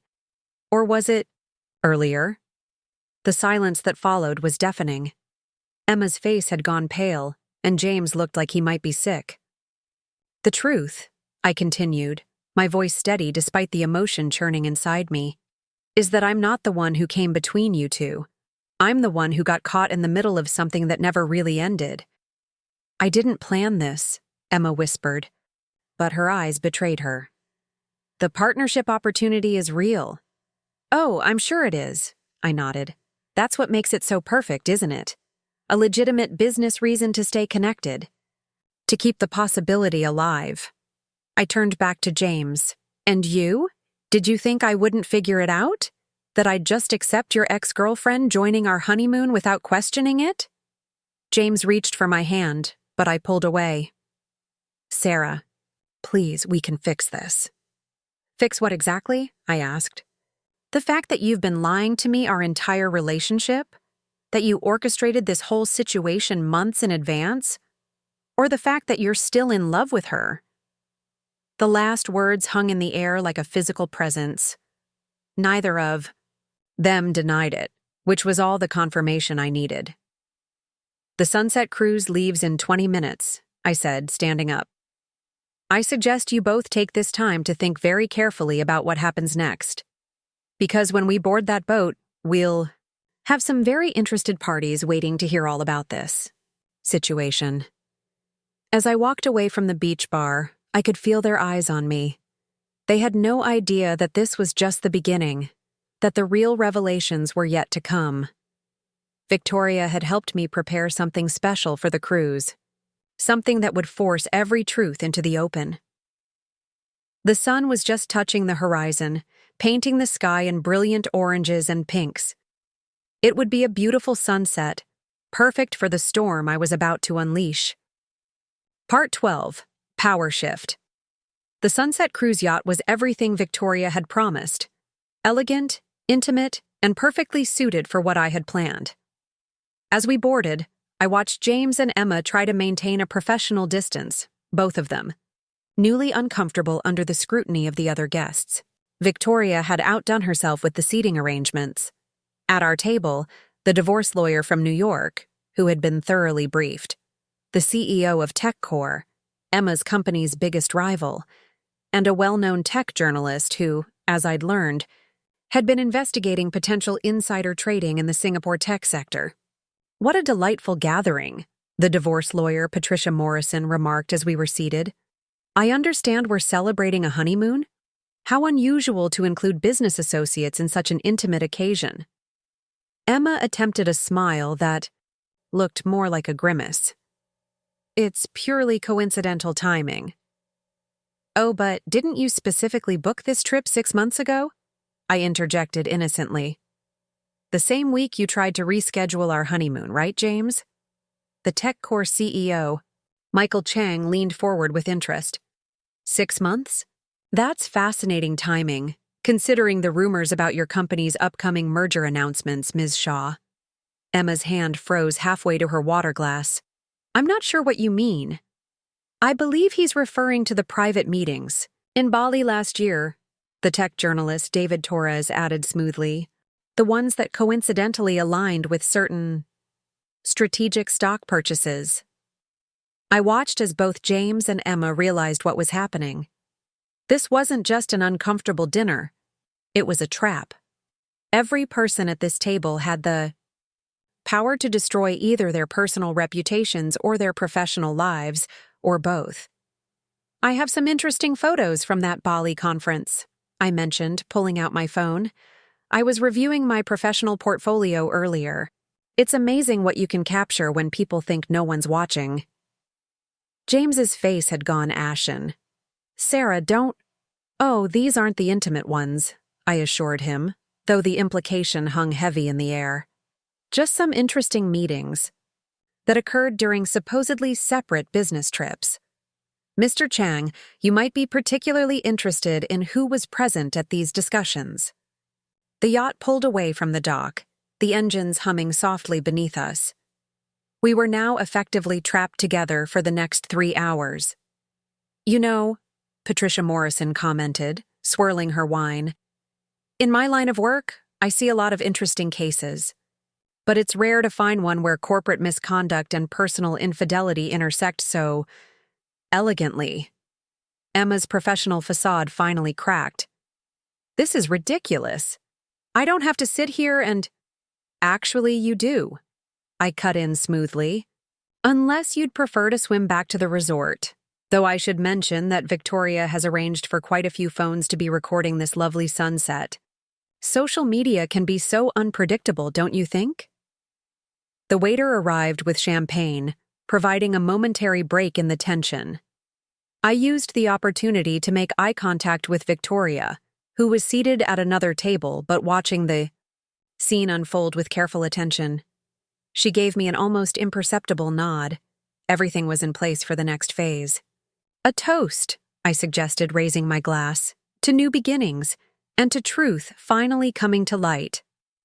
As if on cue, the yacht's screens flickered to life. Victoria had arranged for them to display a carefully curated slideshow, photos from the past year and a half, documenting every coincidental meeting between James and Emma, every secret rendezvous disguised as a business trip, all captured by various resort and hotel security cameras from around the world. How interesting, David Torres murmured, taking notes on his phone. These dates align perfectly with some rather significant market movements. Michael Chang nodded thoughtfully. They certainly do. Ms. Shaw, I assume your board of directors is aware of these meetings? Emma looked like she might faint. James had his head in his hands. Around us, other guests were beginning to take notice of the photos, whispers, spreading across the deck like ripples on water. You know what the interesting thing about truth is? I said, my voice carrying just enough to be heard by nearby tables. It's like a sunset. No matter how hard you try to stop it, it always finds a way to break through. The yacht curved around the island, giving us a perfect view of the resort. From this distance, it looked like a paradise untouched by human drama. But appearances, as I'd learned, could be deceiving. Part 13. Emotional Aftermath. The sunset cruise had become a perfect storm of revelations. As the photos continued to play on the yacht's screens, each one meticulously time-stamped and geotagged, the weight of James and Emma's deception became impossible to ignore. The images told a story that spanned continents and months. Secret meetings in hotel lobbies, intimate dinners disguised as business functions, and countless accidental encounters at conferences worldwide. Mr. Collins, David Torres spoke. Up, his journalist instincts clearly engaged. Would you care to comment on your presence at the Singapore Tech Summit last March?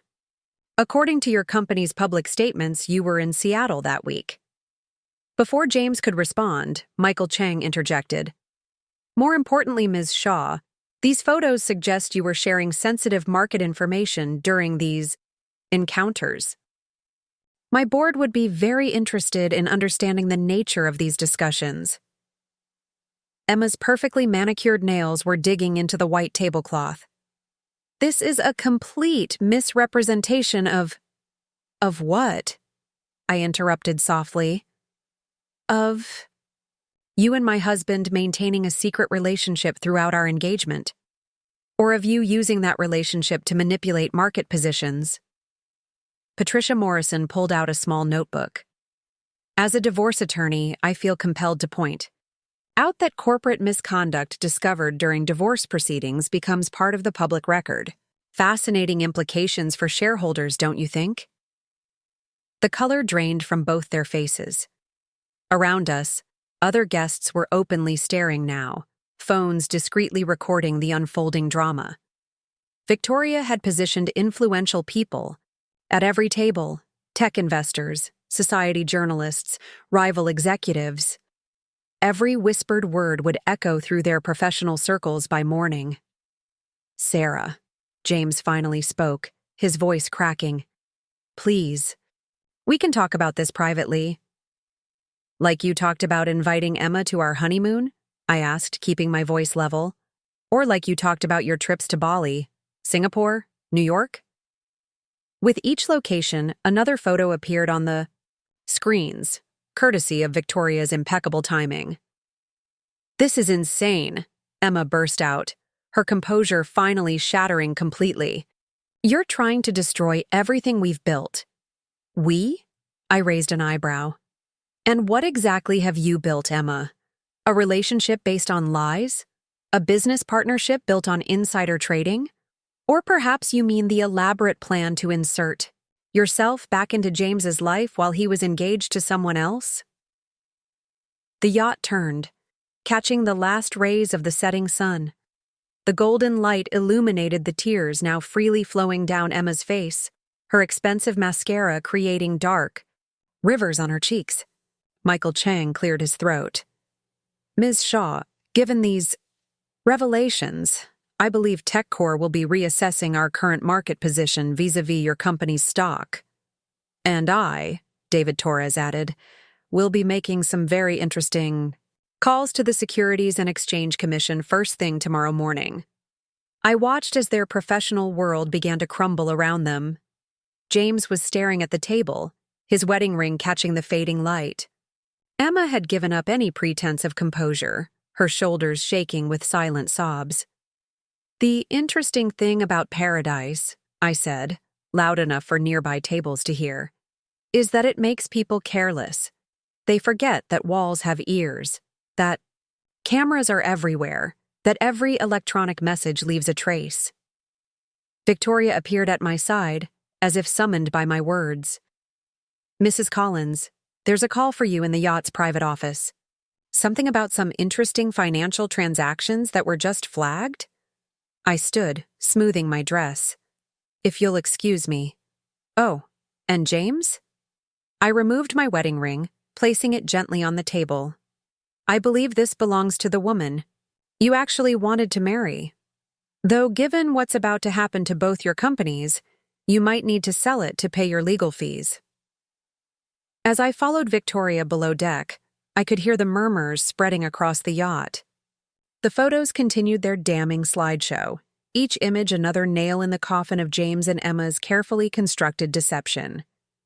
In the yacht's office, Victoria handed me a glass of champagne. The SEC has already been notified, she said with a satisfied smile.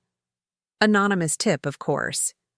They're particularly interested in the correlation between those secret meetings and certain stock movements.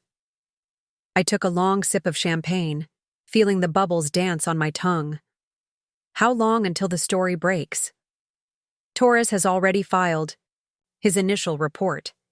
It should hit the morning news cycle. She paused, studying me carefully. Are you all right? I considered the question, listening to the soft sound of waves against the yacht's hull. You know what? I actually am. It's funny.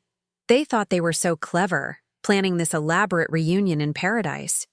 But they forgot something crucial. What's that? Paradise isn't about the location, I said, looking out the cabin's window at the star-filled sky. It's about being true to yourself. And sometimes, that means burning it all down and starting over. Above us, I could hear the sound of Emma's heels clicking rapidly across the deck, followed by James's voice, calling after her. Their paradise was crumbling. But mine? Mine was just beginning. Part 14. Identity Evolution. The morning after the sunset cruise dawned with a surreal clarity. I woke up in Victoria's private villa. She had insisted I not spend another night in the honeymoon suite after everything that had transpired. Through the floor-to-ceiling windows, I watched the sun paint the lagoon in shades of pink and gold, just as it had done every morning since we arrived. But today, everything felt different. I was different. My phone had been buzzing nonstop since dawn. The story had broken exactly as Victoria predicted, first in the tech press, then spreading rapidly to mainstream media. Tech power couple's secret romance exposes potential market manipulation. Honeymoon horror. CEO caught in love triangle scandal. SEC launches investigation into insider trading claims. Good morning, Victoria said, entering with 2 cups of coffee. I trust you slept well? I accepted the coffee gratefully. Better than I expected, actually. Any word on our guests? Victoria's smile was positively feline. Emma attempted to leave on the first seaplane this morning, but unfortunately, there seems to be some question about her company credit cards being declined. Something about corporate accounts being frozen pending investigation? she settled into an elegant chair near the window. And James spent the night trying to contact his company's board of directors. They're calling an emergency meeting this afternoon. I nodded, sipping my coffee. And the photos? Currently circulating through every major financial news outlet.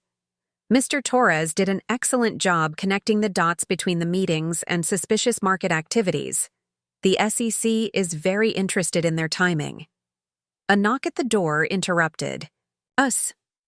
One of Victoria's staff entered with a thick manila envelope. "The documents you requested, Ms. Blackwood." Victoria handed the envelope to me. "I took the liberty of having my legal team prepare these. Divorce papers, restraining orders if needed, and documentation for financial separation. They're quite thorough. My lawyers specialize in high-profile cases involving corporate misconduct." I opened the envelope, scanning the documents inside. They were indeed thorough, protecting not just my personal interests, but also ensuring I couldn't be implicated in any of the upcoming investigations. "Thank you," I said, looking up at Victoria, "for everything. I don't know how I would have handled this without you." She waved away my thanks. "My dear, in 15 years on this resort's board, I've seen countless attempts at deception. People come to paradise thinking they can rewrite their stories, hide from their truths. But paradise has a way of revealing what's really in people's hearts." Another knock at the door. This time it was Raj, looking somewhat uncomfortable. "Mrs. Collins? Mr. Collins is asking to speak with you. He's in the main lobby." I exchanged glances with Victoria, who nodded encouragingly. Time to write the final chapter of this story, I think. The walk to the lobby felt like walking onto a stage. Other guests stopped their conversations as I passed, their whispers following in my wake.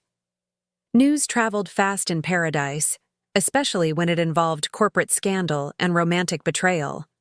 James stood near the entrance, looking like he hadn't slept at all. His expensive clothes were wrinkled, his hair disheveled. When he saw me, he started forward, but stopped when he noticed Victoria's security staff discreetly positioning themselves nearby. "Sarah," he began, his voice hoarse. "Please, just let me explain." "Explain what, James?" I asked calmly. "How you and Emma planned this months in advance.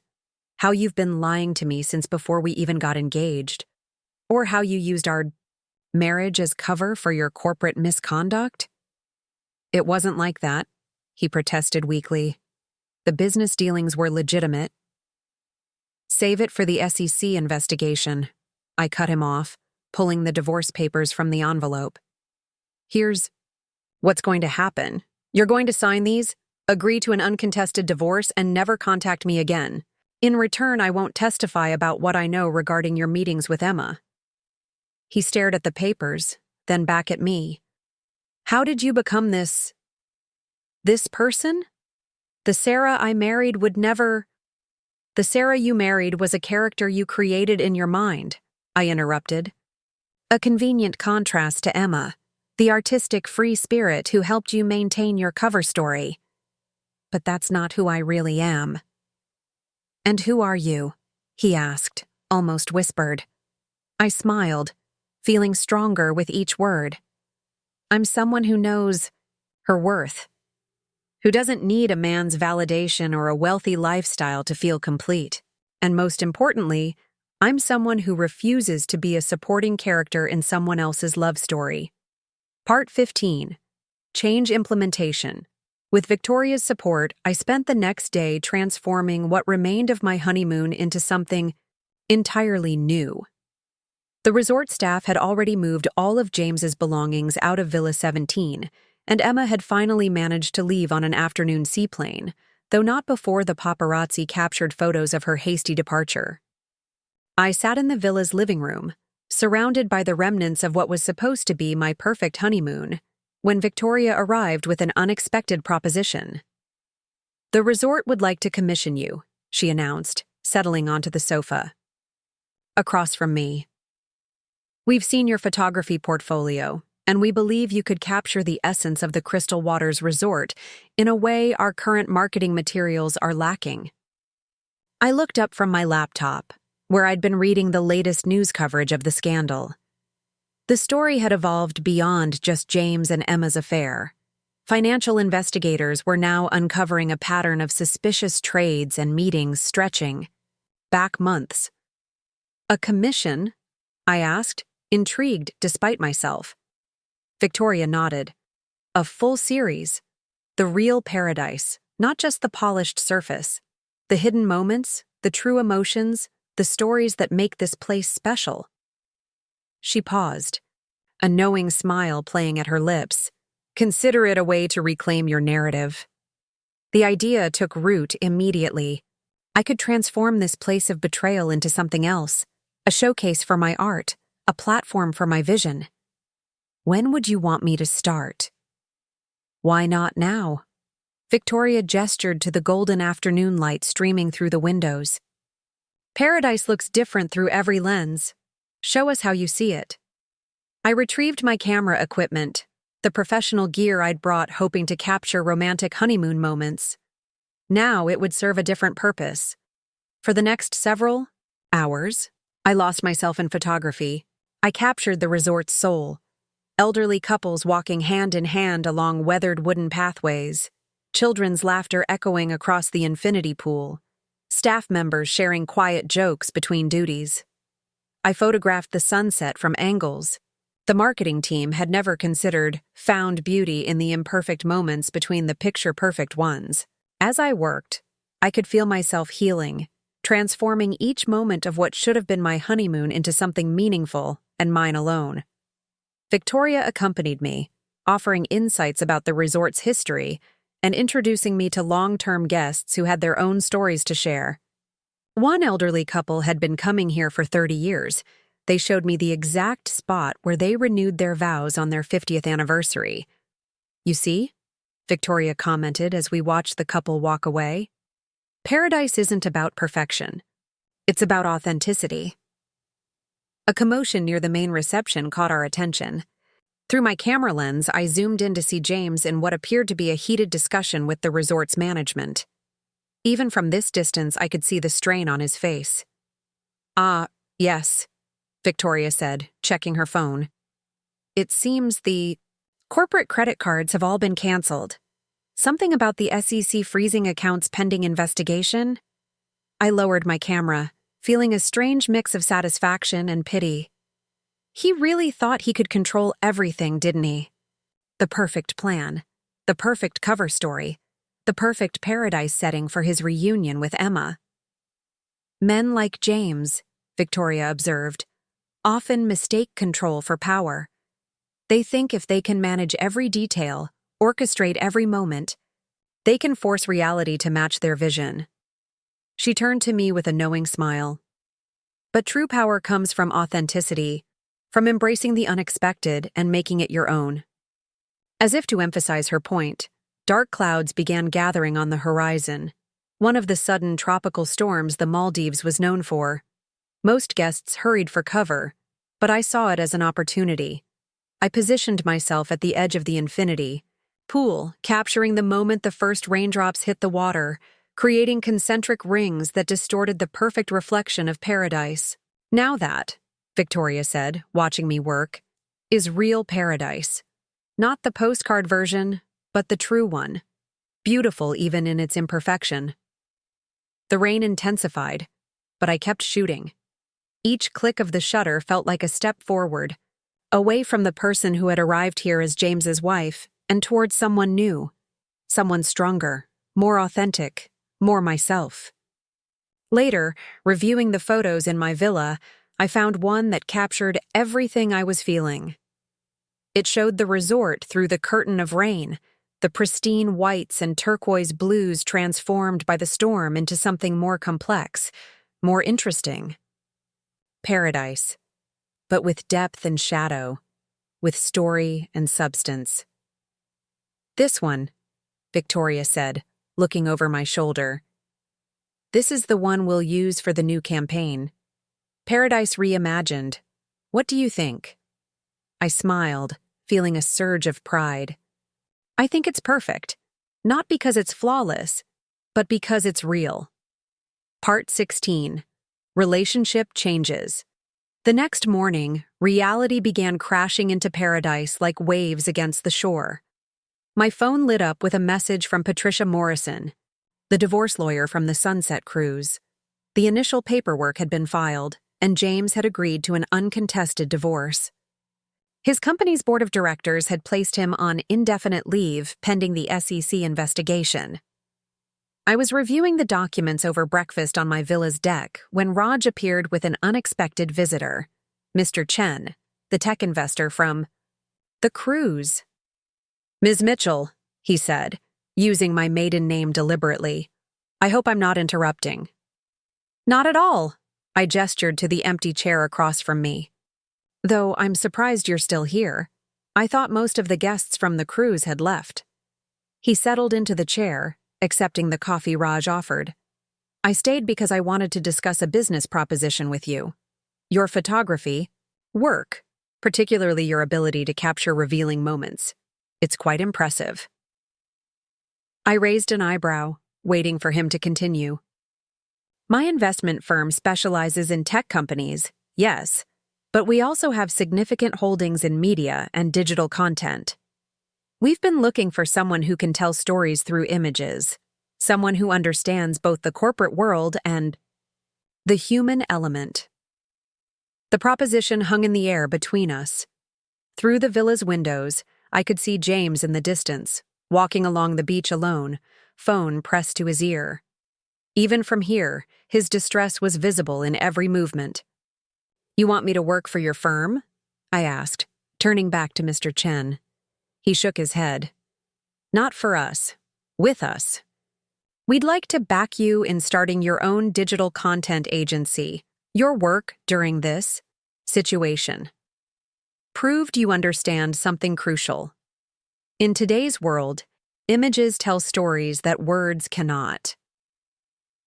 Before I could respond, my phone buzzed with a news alert.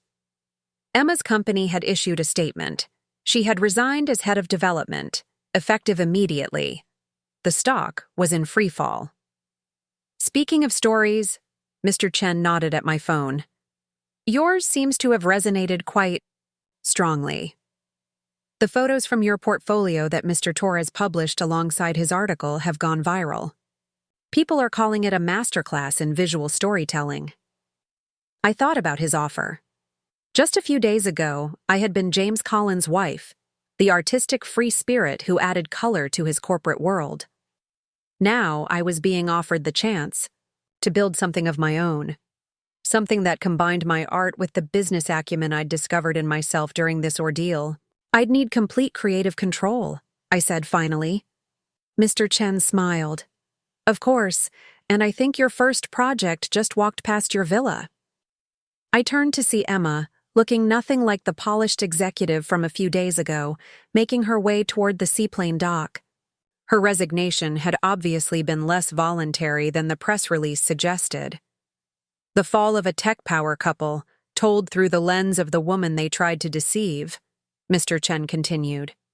"But with your perspective, not just the scandal, but the human story beneath it. The price of ambition, the cost of deception, the power of authenticity." Victoria appeared on my deck, as she seemed to do whenever important decisions were being made.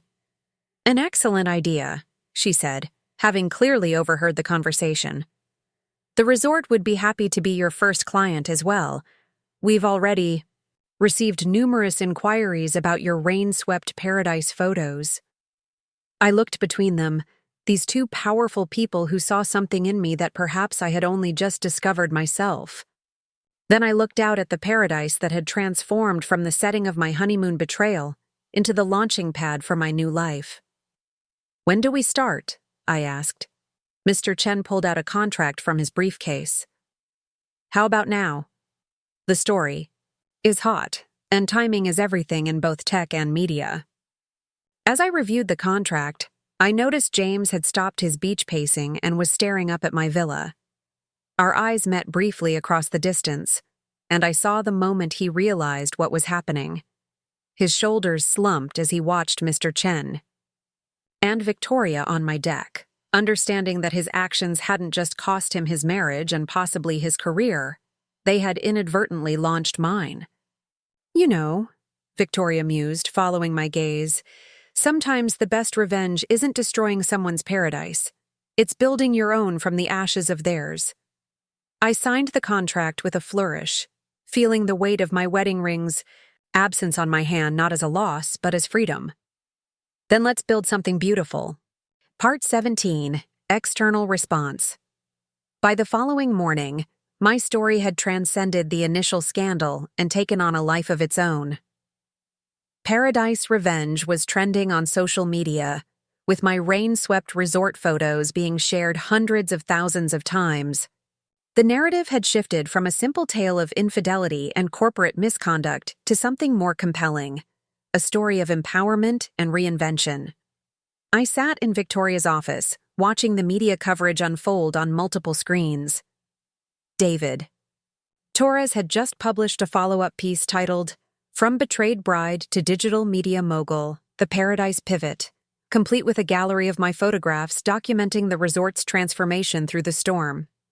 Your inbox is overflowing, Victoria noted, scanning through emails on her tablet. 3 major magazines want exclusive interviews. Netflix is inquiring about documentary rights, and...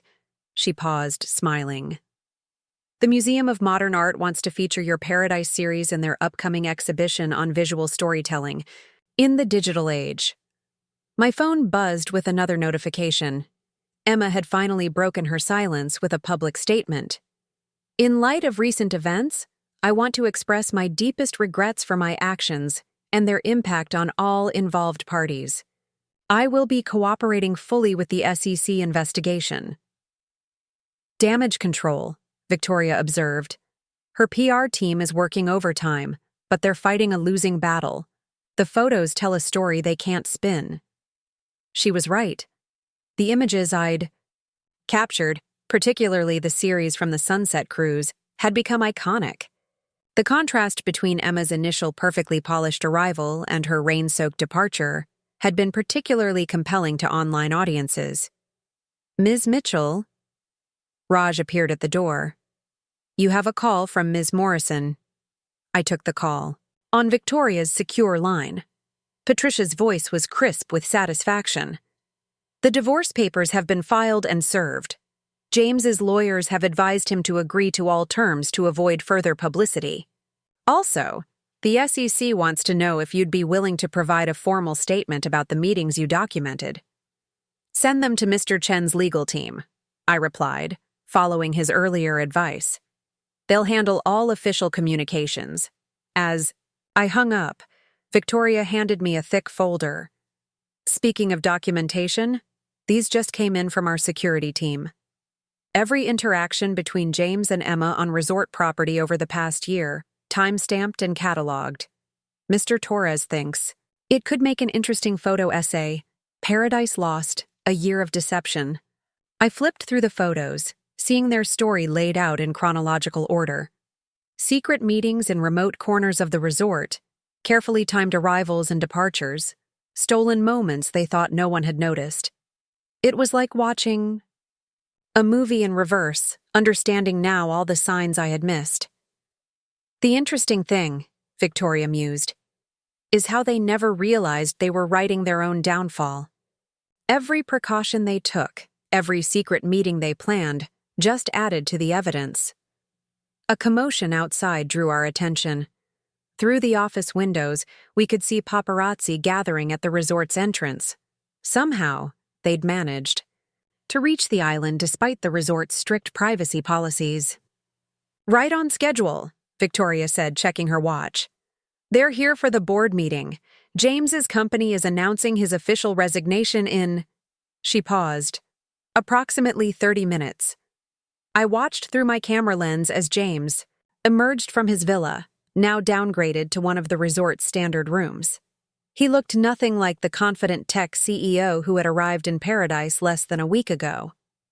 His designer clothes had been replaced by casual wear from the resort's gift shop, His accounts were still frozen, and his face showed the strain of countless sleepless nights.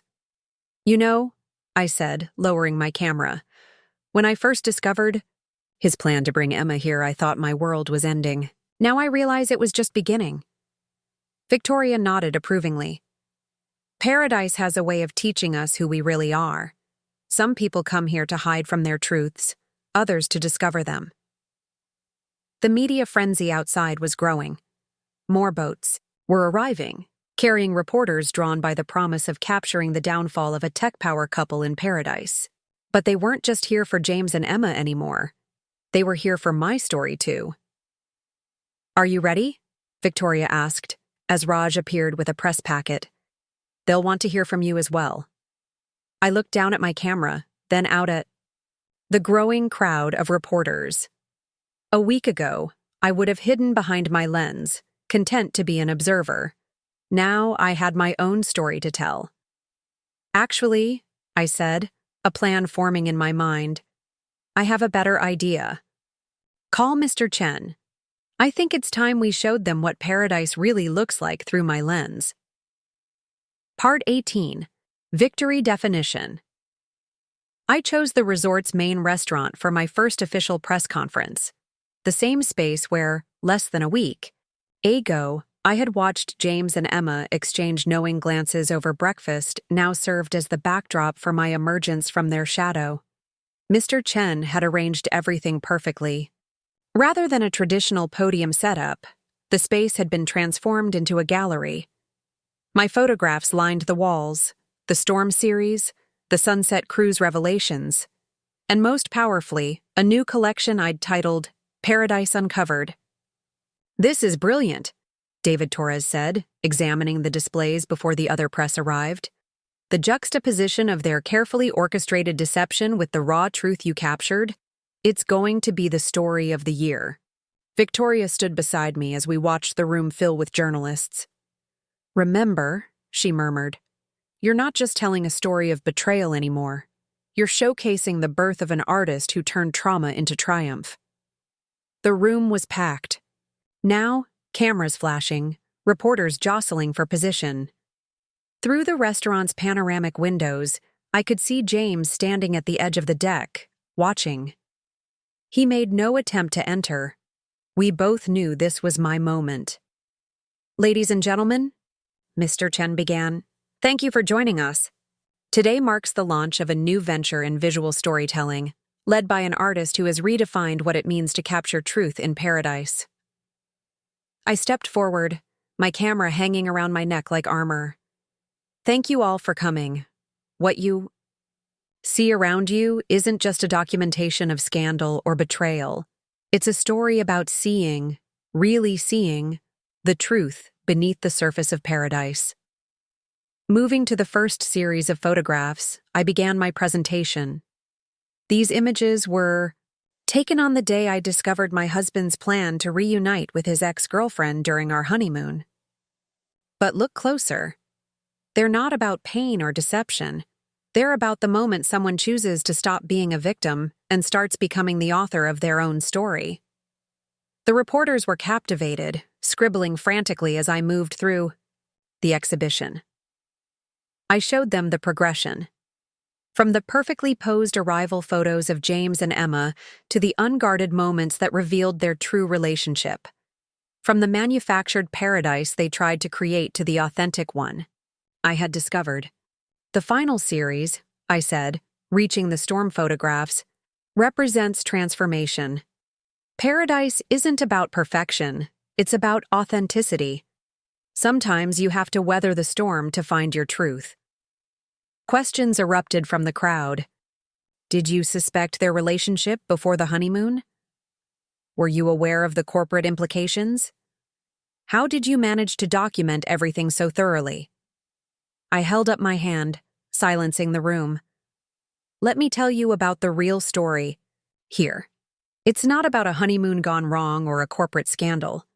It's about a woman who thought she was playing a supporting role in someone else's narrative, only to discover she was the protagonist of her own. Mr. Chen stepped forward, right on cue. Which is why we're pleased to announce the formation of Truth Lens Media, with Sarah Mitchell as our creative director. Her first project will be a documentary series exploring the intersection of personal and professional deception in the digital age. The announcement caused another flutter of excitement. Through the windows, I saw James finally turn away, disappearing down the beach path. Emma was nowhere to be seen. Her PR team had whisked her back to Singapore the moment the SEC investigation became public. "One last question," called out a reporter from the back. "What would you say to them now, to James and Emma?" I paused, considering. The room fell silent, waiting. Finally, I smiled and picked up my camera. I wouldn't say anything. I'd just show them these photos.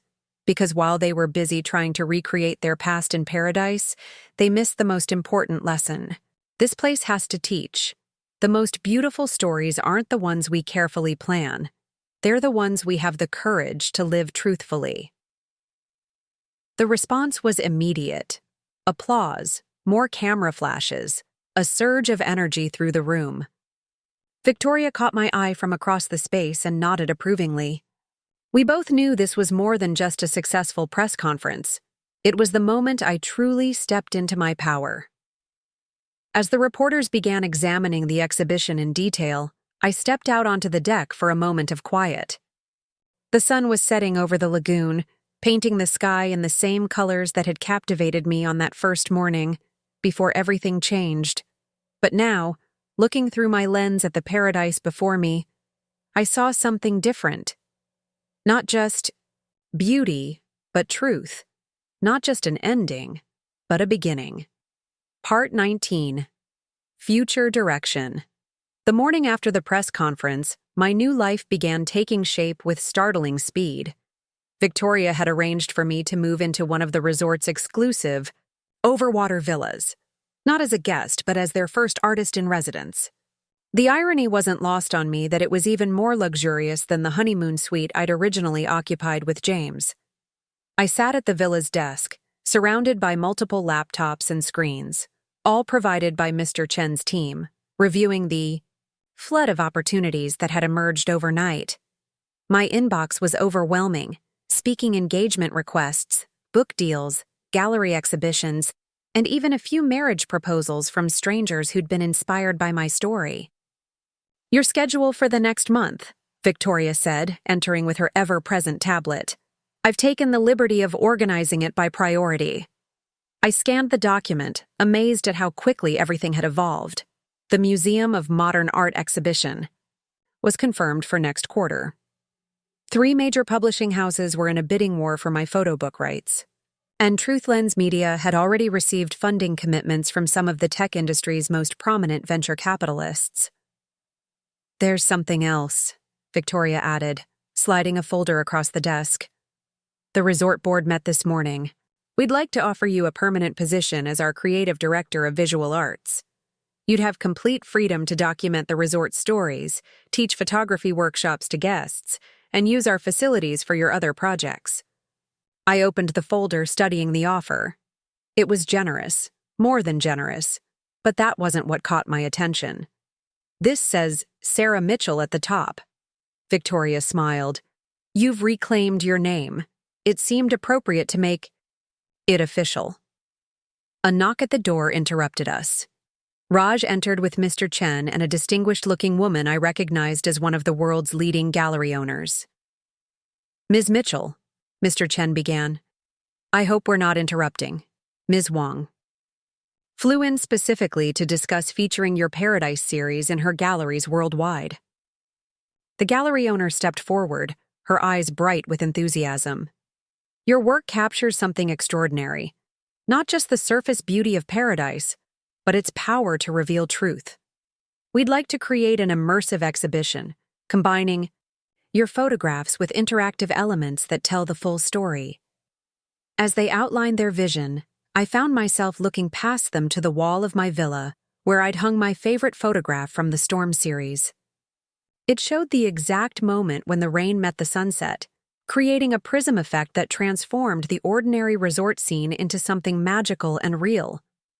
"Actually," I said, an idea forming, What if we did something different? Instead of just showing what happened here, what if we created a space where others could tell their stories of transformation? Ms. Wong leaned forward, intrigued. Go on. A traveling exhibition, I continued, warming to the concept. We invite people to share their moments of truth, not just through photographs, but through their own lens of experience. Paradise isn't just a place. It's a state of mind where we discover who we really are. Mr. Chen was already taking notes. We could develop a digital platform alongside it, a space where people can share their own stories of revelation and reinvention. And the resort could be the flagship location, Victoria added. We could create permanent installation spaces throughout the property, turning the entire island into a living gallery of transformation. As they discussed logistics, my phone buzzed with a news alert. James's company had officially announced his resignation, and their stock was in free fall. Another alert followed immediately. Emma's company was facing a shareholder revolt, with calls for a complete board overhaul. But for the first time since this all began, their drama felt distant, like a story I'd read about someone else. My lens was focused on something much larger now, not just my own journey from betrayed bride to empowered artist, but the universal story of finding strength in vulnerability and beauty in truth. There's one more thing, Victoria said, pulling out another document. The resort would like to rename the Honeymoon suite. We're thinking of calling it the Phoenix Villa, in honor of your transformation here. I looked around at these people who had become not just allies, but believers in my vision. A week ago, I had arrived in paradise expecting to live someone else's dream. Now I was creating my own, larger than anything I could have imagined. When? Do we start? I asked, picking up my camera. The tropical sun streamed through my villa's windows, catching the lens and creating a rainbow prism effect. Through my viewfinder, paradise looked different now, not as a backdrop for deception, but as a canvas for truth, waiting to be revealed one frame at a time. Part 20. Conflict Resolution. The final days of what was supposed to be my honeymoon transformed into something entirely unexpected, a masterclass in closure and new beginnings. My villa had become command central for Truth Lens Media's launch, with a steady stream of creative directors, tech developers, and media strategists cycling through. On my last morning in paradise, I received 2 significant emails within minutes of each other. The first was from James's sister Claire, who had always been kind to me. Sarah, I saw your exhibition coverage online. While I'm heartbroken about what James did, I'm incredibly proud of how you've handled everything. You've shown tremendous grace under pressure. James always said you had a unique way of seeing the world. I don't think he realized just how true that was. Stay strong. Claire. The second email was from Emma's former assistant. Ms. Mitchell, I felt compelled to reach out. I witnessed many of the meetings between Emma and James over the past year, but company policy and NDAs kept me silent. Your photographs said everything I couldn't. Thank you for showing the truth. I'm scheduled to testify for the SEC next week. I was reviewing these messages on my deck when Victoria arrived with our morning coffee, a ritual we'd developed over the past few days. Ready for your final act? She asked, settling into her usual chair. I nodded, taking a sip of the perfectly prepared coffee. Is everything arranged? James and Emma are both in the main conference room, as requested. Their lawyers advised against the meeting, but given the circumstances. She smiled knowingly. They really couldn't refuse, could they? The circumstances she referred to were simple, but powerful. I had requested one final meeting, not for reconciliation or confrontation, but for closure. The photos I'd chosen for this private showing were different from anything I'd released publicly. Mr. Chen is already there, Victoria continued. The contracts are ready. I gathered my camera and the special portfolio I'd prepared. The walk to the conference room felt symbolic, each step taking me further from the woman who had arrived here as James's wife and closer to the person I had become. When we entered, the tension in the room was palpable. James and Emma sat on opposite sides of the table, both looking shell-shocked by how quickly their lives had unraveled. Mr. Chen stood by the window, his presence a reminder of the professional stakes involved. "Thank you for coming," I began, my voice steady. "What I'm about to show you won't be part of any public exhibition or legal proceeding. These photos are for you alone." I opened the portfolio and laid out a series of photographs. They weren't the damning images from the sunset cruise or the dramatic storm shots that had captured the media's attention. Instead, they were quiet moments. James looking lost and alone on the beach, Emma's face crumpling when she thought no one was watching, the two of them standing apart at the beach bar, weighted down by guilt and consequences. "These are your truth moments," I said softly. "Not the scandal, not the corporate fallout, but the human cost of choosing deception over honesty." Emma spoke first, her voice barely above a whisper. "Why are you showing us these?" "Because you both need to see yourselves clearly.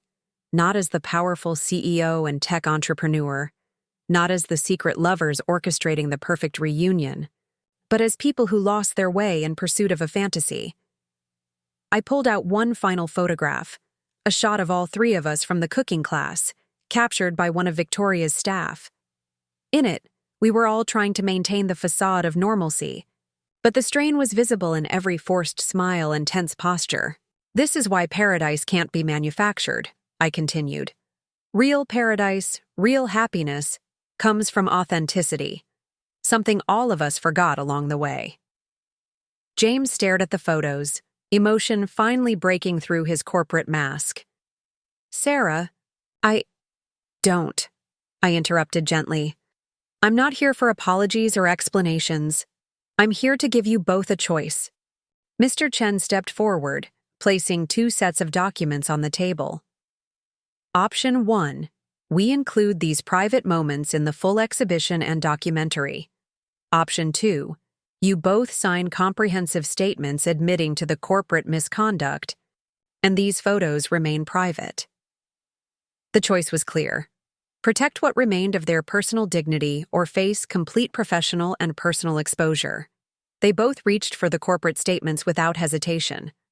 As they signed, I packed up the private photos. These would stay in my personal collection, a reminder not of their betrayal, but of my growth through it. "One last thing," I said, heading for the door. "The truth you both tried so hard to hide? It wasn't just about your relationship or the corporate dealings. It was about who you thought you needed to be versus who you really are. That's the real story these photos tell." Victoria was waiting outside. As we walked away, I heard Emma break down in tears and James's muffled attempts at comfort. But their story wasn't mine anymore. I had my own to tell. Part 21. Past-Future Connection. On my final evening in paradise, Victoria hosted an intimate gathering in her private villa. The guest list was small but significant. Mr. Chen, Ms. Wang, David Torres, and a few key members of the resort staff who had helped orchestrate my transformation over the past week. The sun was setting over the lagoon, casting the same golden light that had welcomed me to the island just 10 days ago. But now, looking through my lens at the gathered group, I saw something entirely different. Not the end of a honeymoon, but the beginning of a legacy. "A toast," Victoria announced, raising her champagne glass. "To Sarah Mitchell, who came to paradise looking for a fairy tale and instead wrote her own legend." As glasses clinked, I found myself reflecting on the whirlwind of the past few days. The exhibition plans were finalized.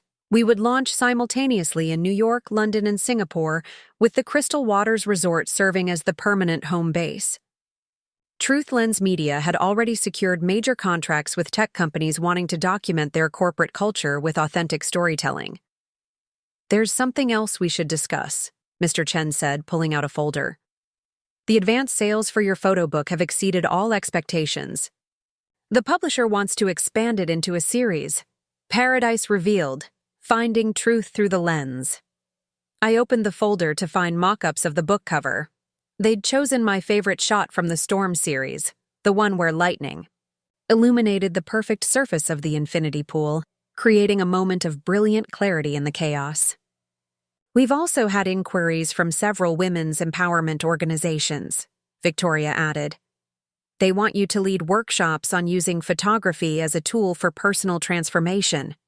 David Torres, who had been quietly observing, spoke up. You know what's fascinating? The story everyone thought they wanted, the scandal, the betrayal, the corporate intrigue, has become secondary to your journey. People are more interested in how you transformed Paradise from a place of deception into a platform for truth. As if to emphasize his point, my phone buzzed with a notification. The final paperwork had been processed. My divorce was official.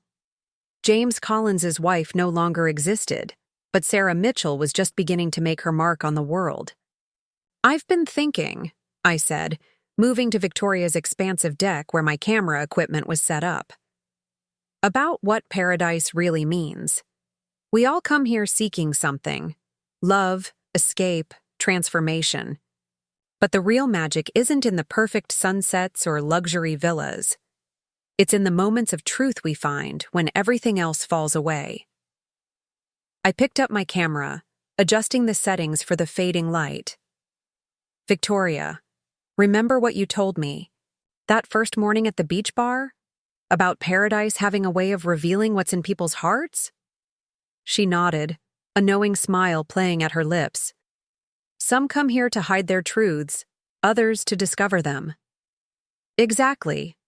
And that's what Truth Lens Media should be about, not just capturing beautiful moments, but revealing the authentic stories beneath them. Mr. Chen leaned forward, intrigued. What are you proposing? A new kind of storytelling platform, I explained, my excitement building. We start with the Paradise series, but we expand it globally, not just luxury resorts and corporate cultures, but any place where people come seeking transformation. We document the journey from facade to authenticity, from carefully curated perfection to messy, beautiful truth. As I spoke, I was already capturing shots of the group, their genuine reactions, the natural interaction, the unguarded moments between poses. These were the images that told the real story. Think about it, I continued, reviewing the shots on my camera's display. Every person has a moment of revelation, a point where they have to choose between maintaining a comfortable illusion or embracing their truth. That's the real paradise, the freedom that comes with authenticity. Victoria raised her glass again. To authenticity, then, and to the woman who reminded us all what it looks like. As the gathered group toasted, I captured one final shot of the sunset. In the frame, the luxury villas and perfect palm trees were silhouetted against the sky, but it was the reflection in the water that caught my eye, slightly distorted, more interesting than the perfect scene above. That's when I knew exactly how to end my story. Paradise wasn't about creating the perfect moment. It was about finding beauty in the real ones. My journey from betrayed bride to empowered artist wasn't just about surviving deception. It was about learning to see truth through a different lens. Part 22. Transformation. Complete. 1 year later, I stood in the Museum of Modern Art, surrounded by the photographs that had changed my life. The Paradise Revealed exhibition had become a global phenomenon, traveling to galleries worldwide, before finding its permanent home here in New York. The central piece remained my favorite, the storm photograph from that pivotal evening in the Maldives, now enlarged to cover an entire wall. Beside it, a digital installation showed real-time submissions from people around the world, sharing their own moments of truth and transformation. Quite a change from last year, Victoria said, appearing beside me in her signature elegant style. She had flown in specially for the exhibition's anniversary opening. Hard to believe it's been a year, I replied, adjusting my camera strap. I still carried it everywhere, but now it was accompanied by the quiet confidence of someone who knew exactly who they were. Truth Lens Media had exceeded all expectations. What started as a personal story of betrayal in paradise had evolved into a global movement for authentic storytelling. We had offices in 12 countries, and our corporate culture documentation program had a waiting list months long. "Have you seen today's news?" Victoria asked, pulling up an article on her tablet. I had. James's company had finally emerged from its year-long crisis, but with a completely new leadership team and corporate culture. Emma had relocated to London, where she was reportedly working on a book about corporate ethics. Their story had become a cautionary tale in business, schools about the cost of mixing personal and professional deception. "They're not part of my story anymore," I said, moving through the exhibition space. Each photograph told a chapter of my transformation, but it was the new additions that really captured my growth. There were shots from the women's empowerment, workshops I'd led, where participants learned to use photography as a tool for self-discovery. Images from corporate boardrooms where Truth Lens Media had helped companies document their journey toward authentic leadership. Moments of revelation, captured at our retreat centers, which had sprung up in beautiful locations worldwide. "Your next project launches tomorrow, doesn't it?" Victoria asked as we reached the exhibition's final section. I nodded, excitement bubbling up. Truth Lens Media was launching a global initiative called the Paradise Project, a platform that would help people document their own journeys of transformation. We'd partnered with therapeutic organizations, life coaches, and artistic mentors to create a comprehensive program for personal growth through visual storytelling. "Ms. Mitchell?" A young woman approached, clutching a copy of my book. "Your story. It changed my life. I was in a similar situation, and your photographs gave me the courage to choose myself." As I signed her book, I noticed she was wearing a camera around her neck. "Are you a photographer?" She blushed. "I'm learning. I enrolled in your online course about finding your truth through the lens. It's helping me see things differently."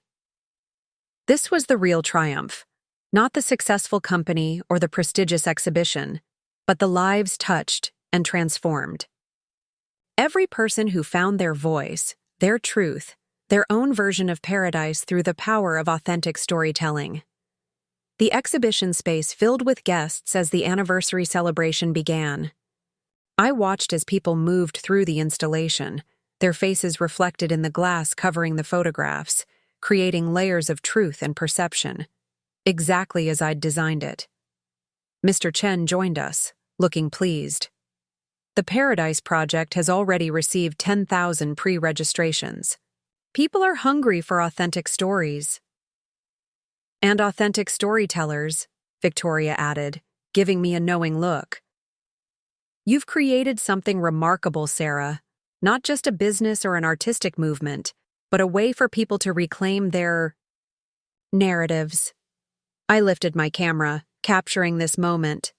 Victoria's proud smile, Mr. Chen's satisfied expression, the young photographer's hopeful eyes.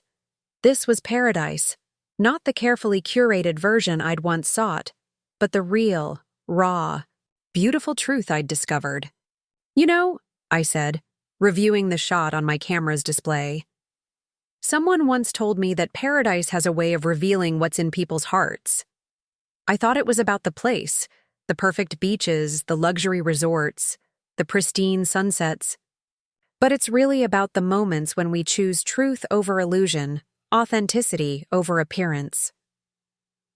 The exhibition lights dimmed slightly, highlighting the storm photograph that had started it all. In its reflection, I caught a glimpse of myself, no longer the betrayed bride or even the triumphant survivor, but simply Sarah Mitchell, a woman who had learned to see and share truth through her lens. "Ready for your speech?" Victoria asked, as the crowd gathered. I smiled, my camera steady in my hands. "Ready to share the real story of paradise." Because in the end, that's what my journey had taught me. Paradise isn't a place you find, it's a truth you live. And through my lens, I would keep helping others find their own path to that truth, one authentic moment at a time.